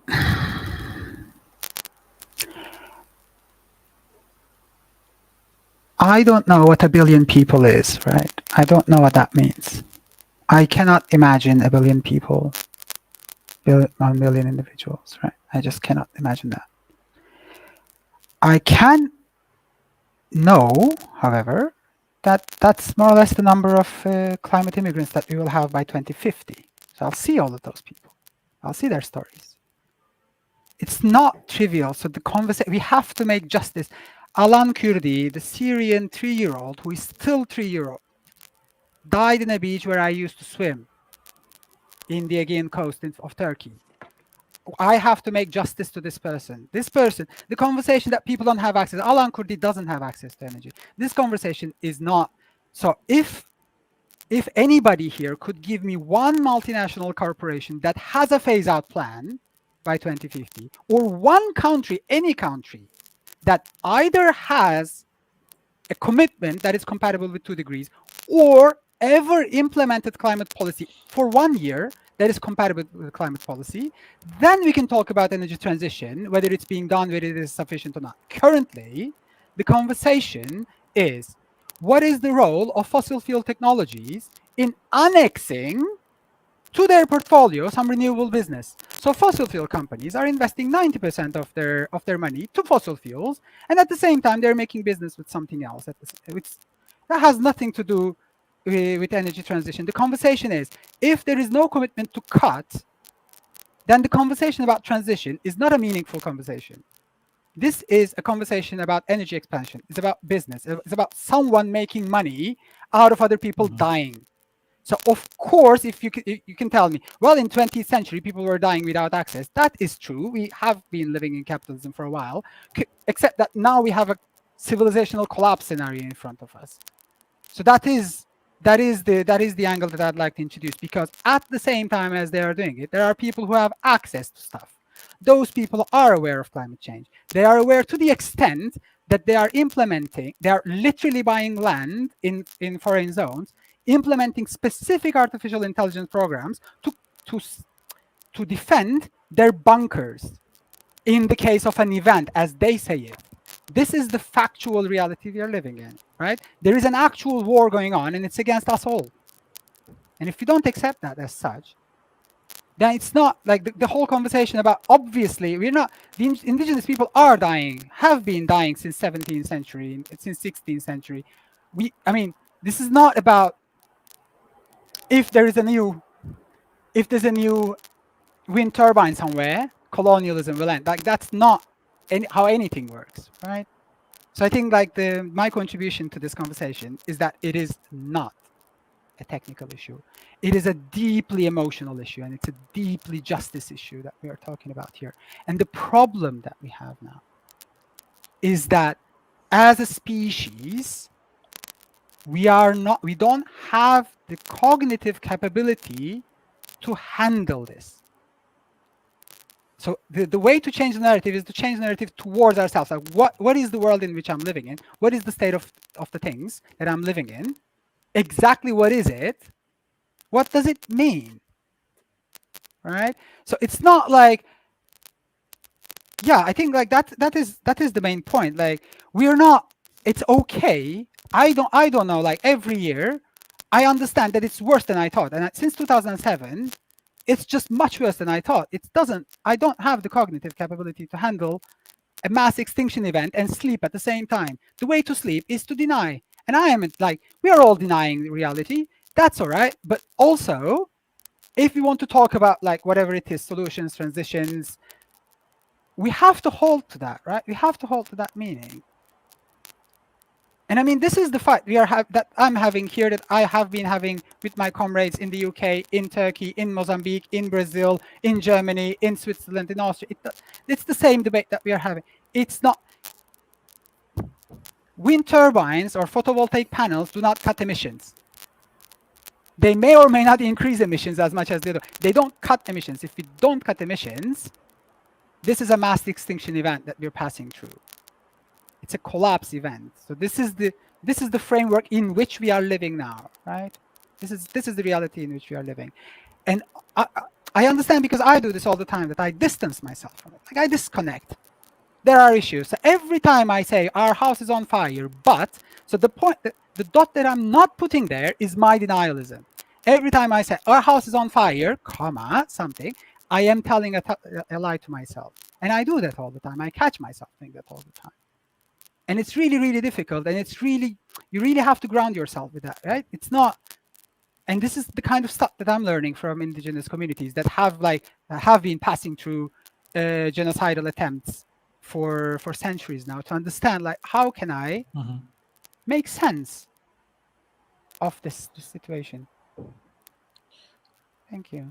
Thank you for that. And just a follow-up a question on that. So you mentioned how wind turbines and solar panels don't cut emissions, and no company or country has an actual plan towards our sustainable goals. So how would you, and you also mentioned how you have comrades across the world. So how would you deter these organizations or these governments towards our actual goals? Is it to me, the question? Yes, sorry, yeah. It was a follow-up question on the same, yeah. Right. I mean, I think there's this general we, because we are so many, and we are also so diverse. The we is a very appealing term, and I really like how the majority we are, right? How the majority we are, and how diverse we are at the same time, and how unequal that majority is. Having said that, Hitler on the table of negotiation is not a concept when we are talking about concentration camps. These corporations are aware of the climate crisis since 60s, since 70s. The governments know about this since 90s. They have been signing papers. The emissions are increasing. This is a deliberate attempt for extinction. They're making money out of that. It doesn't make sense to me to talk like to bring reason to the room with people who are actively organizing a global crime, right? That's not, we have to, this is the difficult conversation we have to have, right? Because if you're not supposed to influence whoever has brought us until here, then what are we going to do? That's a really, really tough question. Like, that is how I cannot, like, I'm surrounded by people from all across the world who cannot sleep at night because we are seriously screwed over, right? So I think this is like, I'm censoring myself. So this is the kind of answer I have. Like, it's not, we really have to tell the truth to ourselves to some degree, and keep on reminding ourselves, like, there was a choice. There is a choice. Like, they have, there's an LNG terminal in Portugal, and they want to expand it. Somebody's doing that. Somebody signs it off. Somebody decides that. Somebody makes money out of that. And somebody's exploited for that. Somebody's actually working for that. And somebody is paid to make security so that we don't block it. Like, it's complex, but it's at the same time so simple, right? Simultaneously so simple. Yeah. Thank you so much for your valuable words. And Dr. Banerjee, the next question is towards you. So, can the utilization of fossil fuel technologies assist a sustainable transition? And if so, what metrics should be taken into consideration to analyze the value of energy technology? Okay, so this is kind of a complex question, but risking a lot of lot of negative comments. I would say I'm not a supporter of any fossil fuel company, or my funding is not done by any fossil fuel company. But to be pragmatic, we have to understand that there are we know, even how much we know that our house is burning and everything, we are not capable of giving away so many things which cheap energy brings to us. And that, for it's not just me, we as a collective, like, we, not just the people who are in activism or who are in research, just look at society in itself. People are not kind of capable to give away a lot of their day-to-day habits and things for which they depend on fossil fuels. And we just can't blame them.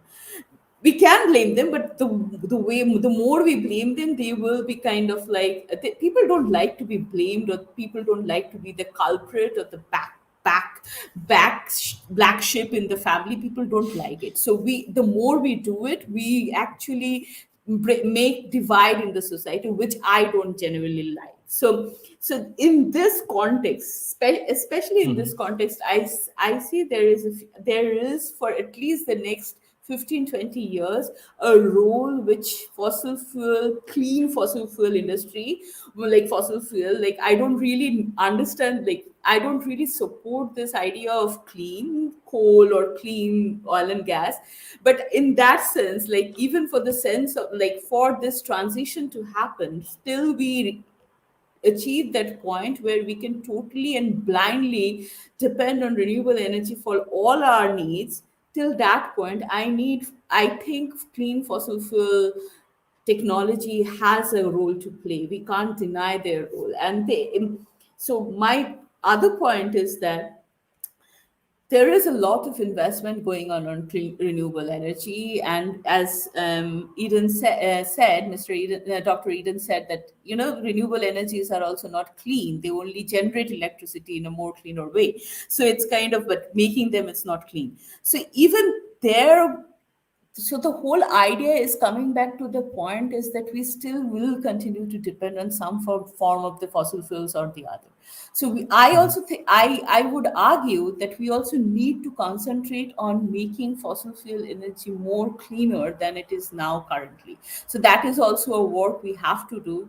It's not I'm not selling the idea that you make it clean so that we can keep on using it and we are in a gala land that everything is taken care of, but for to make this argument that we need something to bridge the gap, and that gap when we which is so essential, then we need to actually see how can we make it better, how can we use fossil fuels in a better way. And a lot of research is going on in the technological sphere. People are increasingly understanding that, okay, we have to do it just because we are still waiting for that time. And for this, I think there needs to be a lot of connection between the fossil fuel industry and the renewable energy industry, so that the scientists can learn from each other and see, okay, what was there, like supposedly offshore wind. We know offshore energy, like, oil and gas has been operating since 50 years or more. How can we use that technology in order to inform offshore wind so that they can also be, like, developed further? So these kind of we have to find out ways where we can actually kind of bridge the gap. The only point I want to make is that when our house is burning, we have to all come together with buckets of water. It's not that we can say, oh, you don't come and put water on my burning house. So that is what I want to say. Okay, great. And also, a follow-up question on the second part of your point. Like you mentioned about how the social divide like keeps on growing, and as well as how the fossil fuel industry and the renewable industry needs to come together. And so for that, do you think a corporation and international banks have a role, or just a community driven investment, or like you mentioned that everyone brings a bucket will be enough? Like, what should we do? Do the corporations need to have a role, or just community driven investment would be enough for us? Yeah. So absolutely, like as I said, everybody has to come up with their buckets of water. So in that sense, if you see, increasingly the international financial organizations are recognizing that, like, we have to come together. We have to look at socio-economic factors as well as, like, the technological factors for a just transition. This is there. If you want to see in the European perspective, the European Investment Bank has made just transition fundamental to their kind of how they would lend money. They want to see what is the social impact of it. So we might not like it because it's not to our liking, but if you see it in the perspective of the organization, it is a giant leap forward. We have to recognize that. We can be critical of it, but we cannot deny that it is not happening. It can be done better, absolutely, but we can't deny that it's not happening. In the same way, if you see the SDGs, one of the reasons the SDGs are tanking is because of lack of money. There is nobody to fund the good projects which needs to be funded. So what Antonio Guterres, the Secretary General of the UN General Assembly, he is continuously saying that we need people to fund these projects. So for that, he has also reached to the private investments and the corporates to kind of come and take up their responsibility. We might not like the way they are doing it. The ESGs are greenwashing and this is whitewashing or something like that. We might not like it, but we have to recognize this, that we don't have the money. I don't have the money, at least, to fund any of the big projects of the SDGs. I don't have it. I don't think any researchers in my community will have that kind of money to invest in that. So I don't have it. So if we need that money from somebody, we have to make them understand and incrementally make them understand that you have to come to, you have to come to tracks, and you have to, clean whatever you are doing it. You have to clean your system. So we cannot, what I want to say is that we cannot continue creating divide by saying that somebody is not doing something and so that they will not be allowed on the table. We should say, okay, You are not doing something, but please come to the table so that I can convince you what needs to be done. So that will be my approach. So I think the investment companies as well as the corporations also have a role to play. Thank you so much, Dr. Banerjee. And Asmita, from your perspective of a of a corporate and having that kind of experience with finance, how would you see this issue? That should we have just banks or like international organizations having a role in that, or will uh, a community a driven approach be enough for energy transition? Um, to answer your question, I would like to draw your attention to one of the events that Central Bank of Ireland holds every single year, wherein they sort of ask people to either cycle across Dublin, they ask people to join efforts with their local community cleaning drives. They clean the roadsides with the help of just regular people who are offering to volunteer. I feel that's a great initiative to kind of get a regulator, which is the Central Bank of Ireland, a regulatory authority, to put in funds in their corporate social responsibility. Back in India, we have the Corporate Social Responsibility Act, in which 2% of your profits every single year have to be, concentrated and donated, or kind of put up with projects wherein you can, support your local community or your social, sort of an initiative, any sort of social initiative, which is largely being focused in the past 5 years on climate change as well, across all Indian companies and some other in Singapore and other countries. With all of these things, I think definitely there has to be a handshake between regulatory authorities, between companies, between banks, between large organizations, and ordinary people and ordinary circumstances every single day. I don't think that one person, it's no one person's job, it's no one organization's job, for sure. That would be my 2 cents about your question, for sure. Thank you so much for that. And coming next to Tatiana. So focusing on other transitions, electrification, digitization and consumption optimizations are aspects that are usually a promise to increase the energy efficiency, but we haven't seen enough increase in energy efficiency, and that's why we are not able to see a reduction in energy consumption. So what do you think?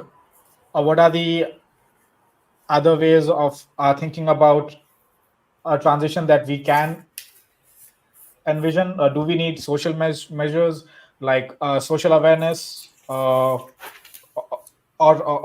let's say any state or corporation measures to maintain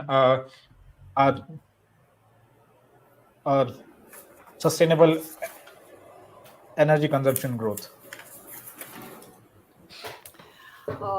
Okay, I think in the last time, Europe and other countries and continents are proposing Green New Deal initiative that are promoting new form of extractivism in our countries, regions in Latin America and in other continents with agriculture, forestry, and even conservation potential are now threatened by mineral extraction needed for the transition. Promote the efficient energy, but every day we consume more and more energy. And so energy for whom? For the major economical centers, for the large corporation for extractivism. Currently, extraction of barrel of oil requires more energy. Extracting coal requires more energy. Large cities consume while the communities where the energy sources are located suffer for the destruction caused by material and energy extraction. The social metabolism of society in the global north continues to consume the largest amount of energy in the world. Words like energy efficiency or transition or technology, new technology, renewable technology, don't resolve the problem of the society to the social metabolism to consume more and more material and energy. And that's a problem for me. Thank you so much for that. And Dr. Banerjee, so we have a few questions from the audience member that we would like to put in the next 10 minutes. So, so if you don't mind answering a few questions, so here from the audience we have Stefano Saniboni, and he has asked a question of that I think that the local energy autonomy is key. Do you think that communities are building and managing their own solar panels could be a part of a solution? And it has been highlighted. Yeah, I absolutely think I totally support the idea of energy democracy and more power to the people. I also support the idea of like companies being owned by people and the workers. I support those ideas. I totally support those ideas. But those are for the local scale, the energy we need to heat our, like, for our house for our community. We sometimes forget that there is a big industrial complex that also needs to be like, given energy. So a lot of our residential sector is a big consumer of energy, but also our industries need to be like, given energy. So if local energy production or energy democracy can address the problem of producing enough energy to keep our massive industrial complex alive, I'm all for it. And I think that is a great solution. But you have to think in that scale, like how much land do we require to do that solar power plants in our local community? Do we consider all, like, would we convert all our land into solar power plant and not produce food, not keep land for the wildlife and biodiversity and the rivers and the ecosystem? We have to think those things in critically, like how much is enough and how much is, like, how much can we go? We can convert all our like our roofs into solar power plants. We can do that, solar power for solar power generation, but to what extent? So these are, even if we have to see energy democracy in a good light, we have to also see it very critically, like how can that be done? If we don't see things critically, then we will just come up with false solutions. So that is what we wanted to see. Yeah. Thank you so much for that. Thank you. Yeah. Before I get to our next question, so I'd like to remind the audience member that we have a word cloud, and you can find the link in the comments. So please go there or scan this a QR code that we have, and please let us know what terms or words to remind you when you think of a global energy transition, or what did you learn today, or what inspired you today. And so moving on to the our next question. Our next question is for Ms. Asmita Singh. So our audience member Elisa Tokusato says that I think that there is a need for more climate activism within energy companies, and for these companies to collaborate with the government and the competitors. So what would be your point on this? I think that is a brilliant idea. There is definitely a need for climate activism from within corporate employees themselves. Because when you see an ordinary person walking on the street trying to clean up a street, And when you come to talk to them, that this is a part of their company's corporate social responsibility, sort of an exercise. And I've spoken to a lot of such employees in the last week here in Dublin, and I came up with so many, new ideas that I gathered because these people had the experience of working in their office space, navigating their office journeys. They brought all of that experience to the street in an exercise like that. So I think an individual corporate employee with their knowledge and significance from inside the company can definitely help the government or regulators navigate their way into a collaborative sort of a sustainable environment, creating an environment for transitions. So yes, that's a brilliant idea. I would agree with that. Thank you so much for your view. And coming to the next question, and this is directed towards Tatiana.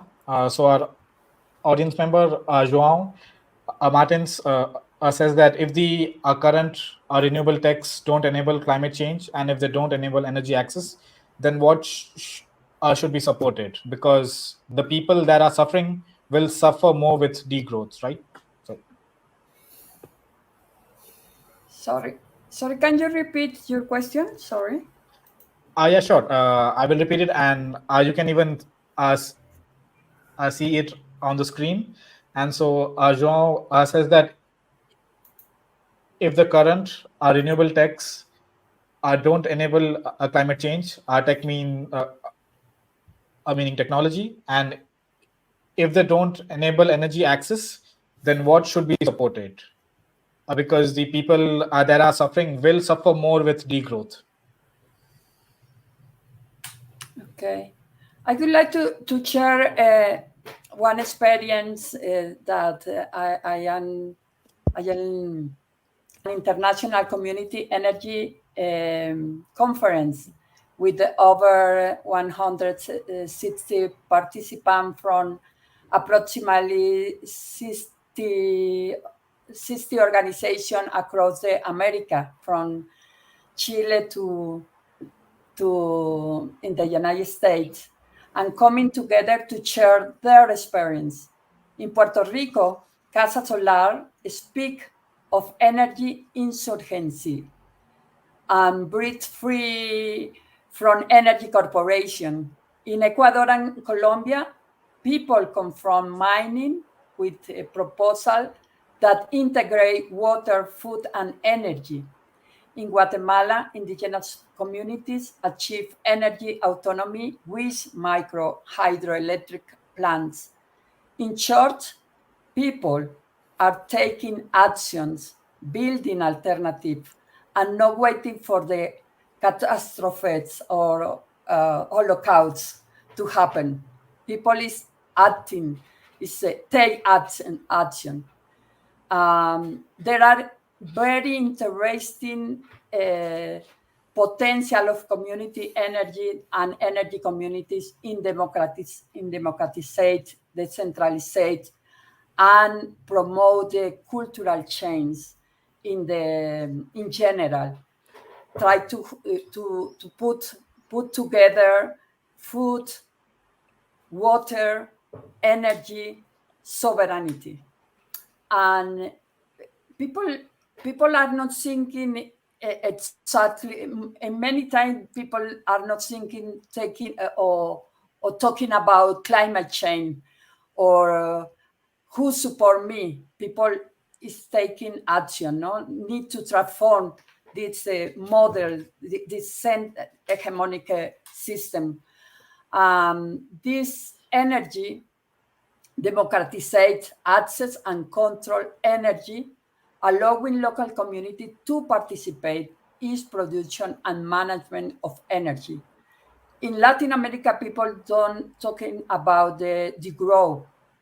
People talk more about the alternatives to development. It's because the development was a discourse to impose one for two to see the work, to see the future. But people broke this idea to the development and try to take a control of their life, no? And energy decentralization is crucial as community can generate and solve situation with water, with food, with the commercialization of their products, their own economy, local economy. And this initiative also generate economy and social benefit for local communities, ensuring a long-term sustainability or to other kind, buen vivir or vivir sabroso, another kind of vision of perspective of life. Active participation by society in energy decision making is fundamental for achieve a fair and sustainable transition. Not only energy transition, social and ecological transition. To from the climate change, more than climate change, to climate crisis and another kind of crisis in a world. Thank you. Thank you so much for that. And for our final question, we'll take one from Eleonora and Dr. Eden. This is specifically for you. So she says that, Shaneen, there is something that people collectively could do to overcome our lack of individual cognitive capacity to lead with this? It's about the Eleonora question? Sorry? Yes, Tatiana, yes. It's about the Eleonora questions. It was about, Okay. it was for Dr. Eden. Yeah, okay. Patriarchy is an assistant of power and control, plays a significant role of shaping this narrative. Yeah, and our hegemonic energy system is a patriarchal. Yes, I say that because it's concentrate, it's dominate for men, especially white men. Yeah, is the system have more impact in the territory with the women. Women suffer the system, and when people are thinking we need to transform the energy system, we need to transform always. We need to transform the relation with the patriarchy, with the patriarchy, because it's totally dominate for companies, for men, especially for men, and have a lot of problem with people. In a case in our school, in a case in the energy communities, the women have a control of the technology, women have a control of the energy, women have a control of the food system, and it's totally different to actual system that have a power and control over people, especially women and children. Thank you so much for that. So, Dr. Eden, so the final question is for you. And Eleonora says that, Shaneen, there is something that people collectively could do to overcome our lack of individual cognitive capacity to lead with this?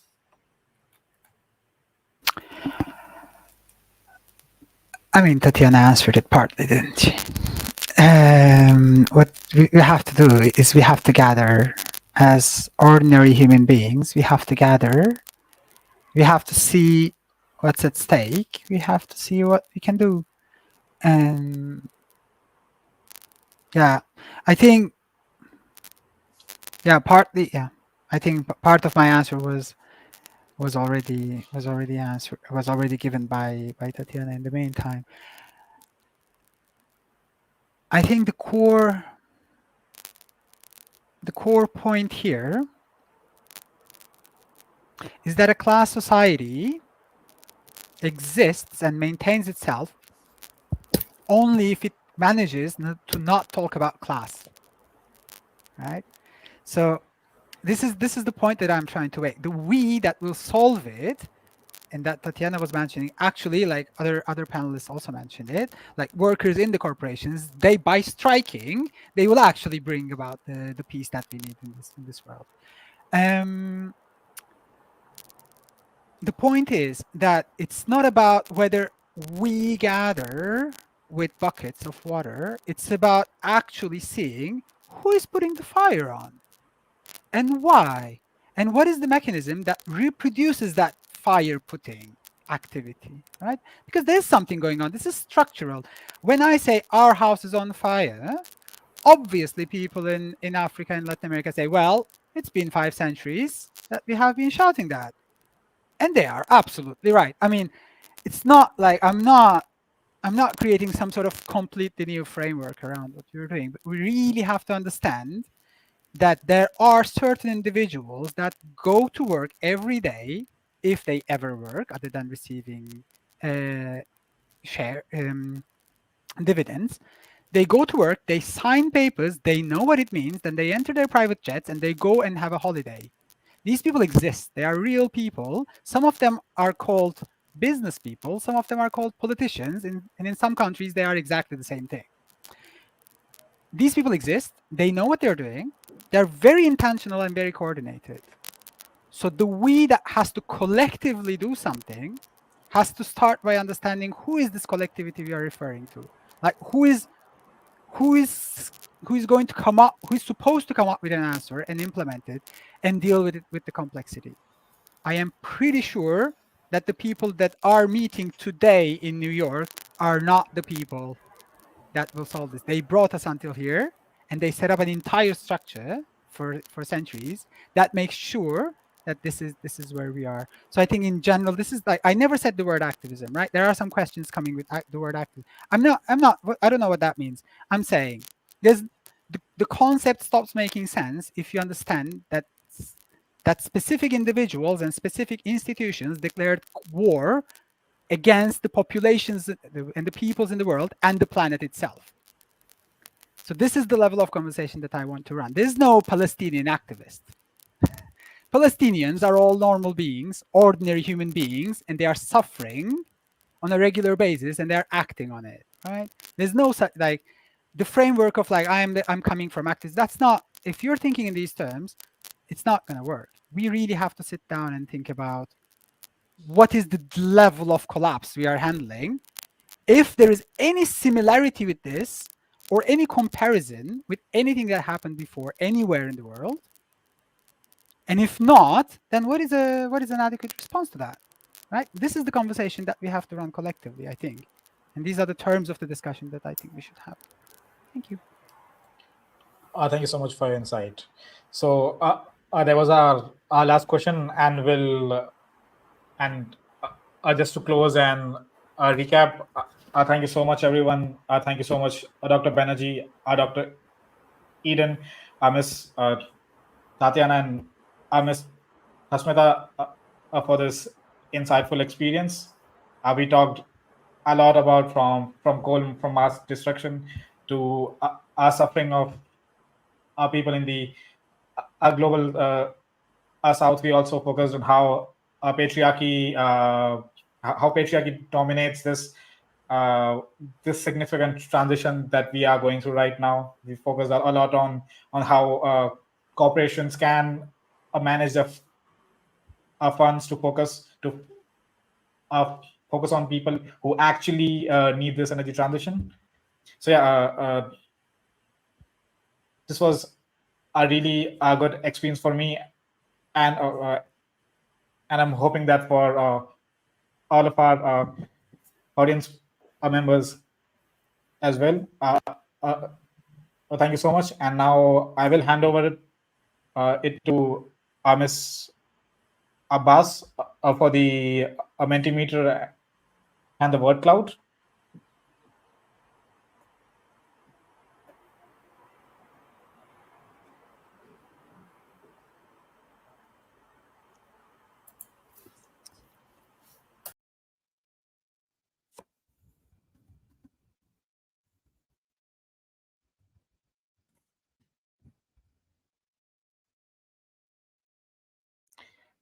Thank you so much,